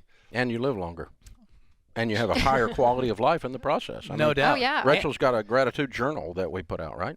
The contentment journal. Contentment journal. But gratitude's one of the steps to contentment, because it is. It's like when you're able to have peace with where you're at, where That's God's right. put you. I'm like, there's a level of power there that brings. There's and no doubt. gratitude is that first step. And I feel like one of the things that that we're fighting right now, and we were talking about it before the show right now, is comparison. And why would you... Literally, another study came out that said 12% of our daily thoughts are spent on some form of comparison. When you are spending your life comparing yourself against other people, what you're really saying is, God, I'm not happy, I'm not grateful, I'm not content of where you put me, and I need to be like somebody else. Listen, if God wanted you to be like someone else, he would have made you like somebody else, but he didn't. He created you with a design and with a plan for it to be exactly who you are and to make the most out of what he has given you. You were created in love, by love, and for love, and he has a great plan and purpose for your life. You have a mission, and that mission is possible. But before you can answer that mission, you have to know there is a mission. You have to know that I'm here on purpose. And when you know that you're here on purpose, I don't have to spend my whole life wishing I was somebody else, because the God of this universe, who is sovereign and in control of all of it, in his design, in his wisdom, and in his love for us, he made me who I am for a reason. And he didn't make a mistake, and he didn't make a mistake on you. Okay, so for someone out there that's listening, and they're like, this is great, Tim. Absolutely. Gosh, I want that. I'm longing for that. Everything you're saying. Like, yes, like, how does someone start? When someone does feel like that they're in this cycle of comparison or this cycle of hopelessness. Yes. What's the thing to be like, okay, how do I connect to my God-given design? How do I connect to my God-given That's such a good purpose? question. And it's one of the things that we really try to focus on here is we talk about the principles kind of from a very, 30,000 foot view, but then we also want to get into the practical of every single day. Yeah. And a lot of people come and say, Timmy, how do I know what my mission, what my calling, my purpose is? And I'll first say, I don't know exactly, but have your eyes ever been open to a need, to a hurting person, to a church that's doing something too cool, to a nonprofit that you feel really strongly towards? And has your heart ever felt compassion to want to step up and do something for that hurting person, or that person in the hospital, or that person in the old folks' home, or that person on the side of the street? If so, that's probably God saying, hey, I want you to go meet that need. And when you step out with that little bit of courage, with that little bit of faithfulness, with that little bit of boldness, and you do that, a lot of times you don't know the end road, the destination, but when you say yes, I feel like God shows you as you continue to grow. And you, for me, as when I was 15 years old and I was in the jungles of the Philippines, and I met a boy who was born with his feet on backwards, and because of that, he was viewed as cursed, as insignificant, as less than, and he was a throwaway. But God was like, he's not a throwaway to me, and he better not be a throwaway to you. And because of that, I knew that was my calling. And I know till my last breath that's going to be my calling, is fighting for every single boy or girl around the world like him. Yeah.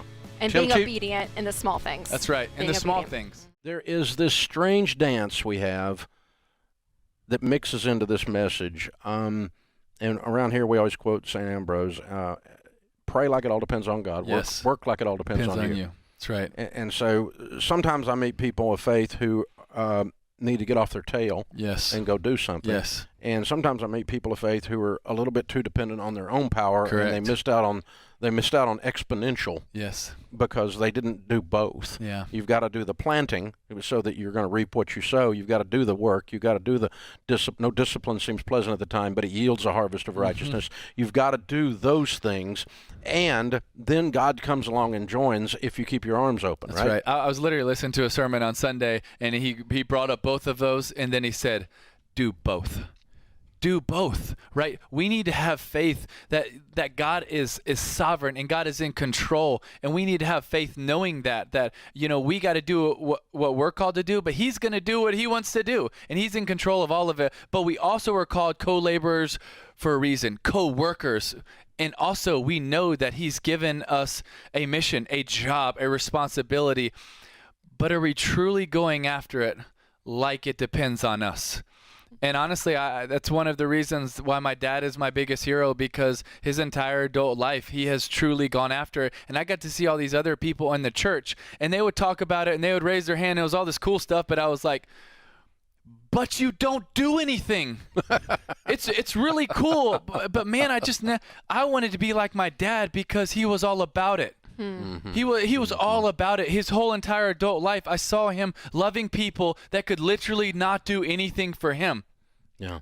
You see, I didn't want to be that person that I would talk about God's love for humanity, but you know what? When we look at Scripture and we look at God's love, which is agape, there are 4 types of love in the Greek, and agape being most admirable, and the best definition I've ever heard of it was to choose the best interest for another person and act on their behalf. But you know what's in the Bible more than agape?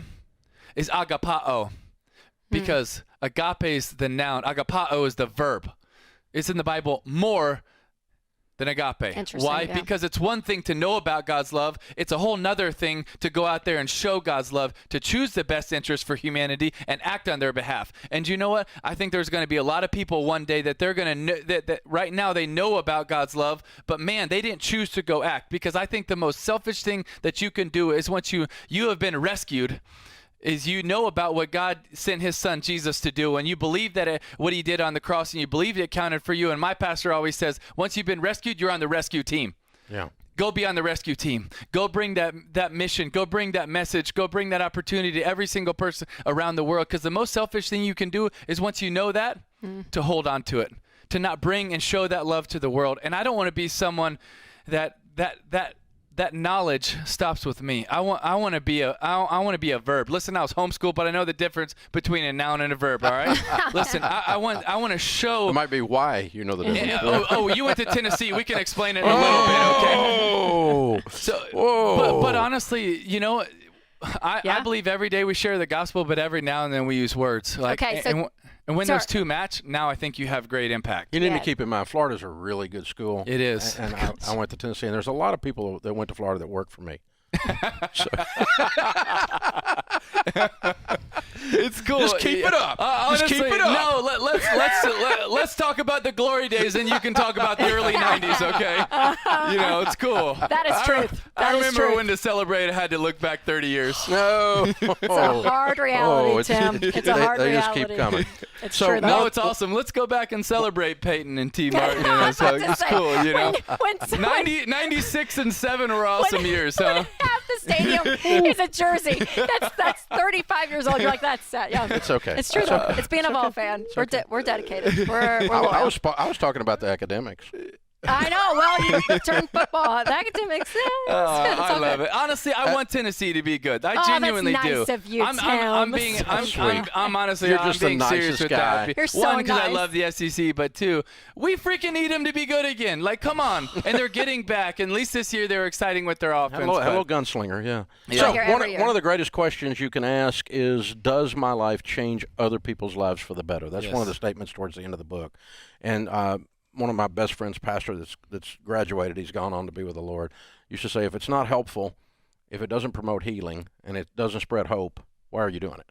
Yeah. And so you get to the end and go, did I leave an impact? Did I leave a mark? That's right. And that's how you know if you were on mission. That's right. And I believe that one of the greatest forms of tragedy is to be successful in all the things that don't matter.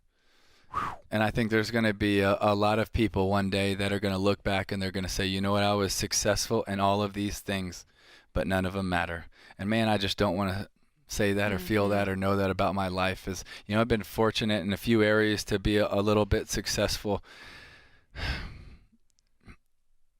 Man, but success doesn't matter. But I do think that every single person that has been blessed to have a little bit of success, I believe that we can turn that into significance, because I believe success is about us, but significance is about other people. And I want to encourage all those people that are listening right now and you've been blessed with success. You have the chance to turn that into significance by looking outward, by looking at people that need you, that need that help, and you can make a difference in their life. Because what are you going to think one day? Oh my gosh, what are you going to brag about in your deathbed? Look at all the success I had. I've been fortunate to talk to a lot of people on their deathbed, whether that's been in hospitals, it's been in death row, it's been in so many different places, in so many different countries. And very rarely do you ever hear someone talk about an accomplishment. Yep. But you do hear them talk about meaning and purpose. Or you hear them say, I wish I would have done more. Meaning, purpose, significance, things that actually really mattered. Yep, that's exactly right.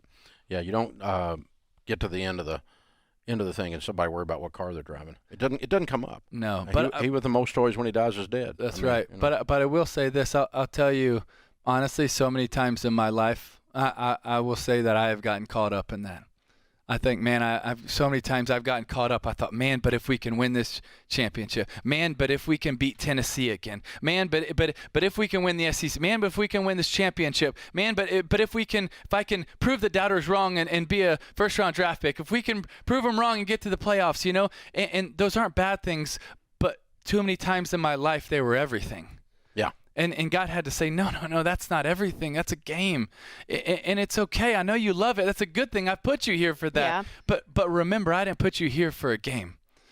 You know, I remember I just won the Heisman Trophy, and then a few weeks later I was in Thailand. I got a chance to do some cool things, and I saw a boy that was starving on the side of this feeding center that was squatting in this corner of a ditch, and he was wearing an orange and blue number 15 Tim Tebow jersey, and I just started weeping because I knew God was pricking my heart saying, you think that you're cool, or you think that you matter because you just won this trophy and people are celebrating you. Who's celebrating that boy? You see, I died just as much for that boy as I died for you. And you know what? A game's not going to do anything for that boy, but you can. So don't forget why you're here. Don't forget why I died. I didn't die for a game. I died for humanity. I died for that boy. I want you to love that boy. Amen. Yeah, and that's so much too of like, even here on this show when we just talk about money, right? Like that's like the big arc of it, and it's like, you know, getting people in this place to be free and to have the margin, the ability to go and give, right? Not that we're mad at stuff, right? No, whether for it's winning sure. a football game or driving a nice car, whatever, like all that's not bad. It's not bad. But it's the thing that you're attaching your hope and your joy to. That's and exactly what is right. It. So I think that's awesome. The new It's book great. is Mission Possible. Go create a life that counts with our friend Tim Tebow. Thanks for coming by, my brother. Thank you, guys. Always I good to appreciate y'all spend so time much. with you. Thank you. I'm so grateful for y'all. You too, brother.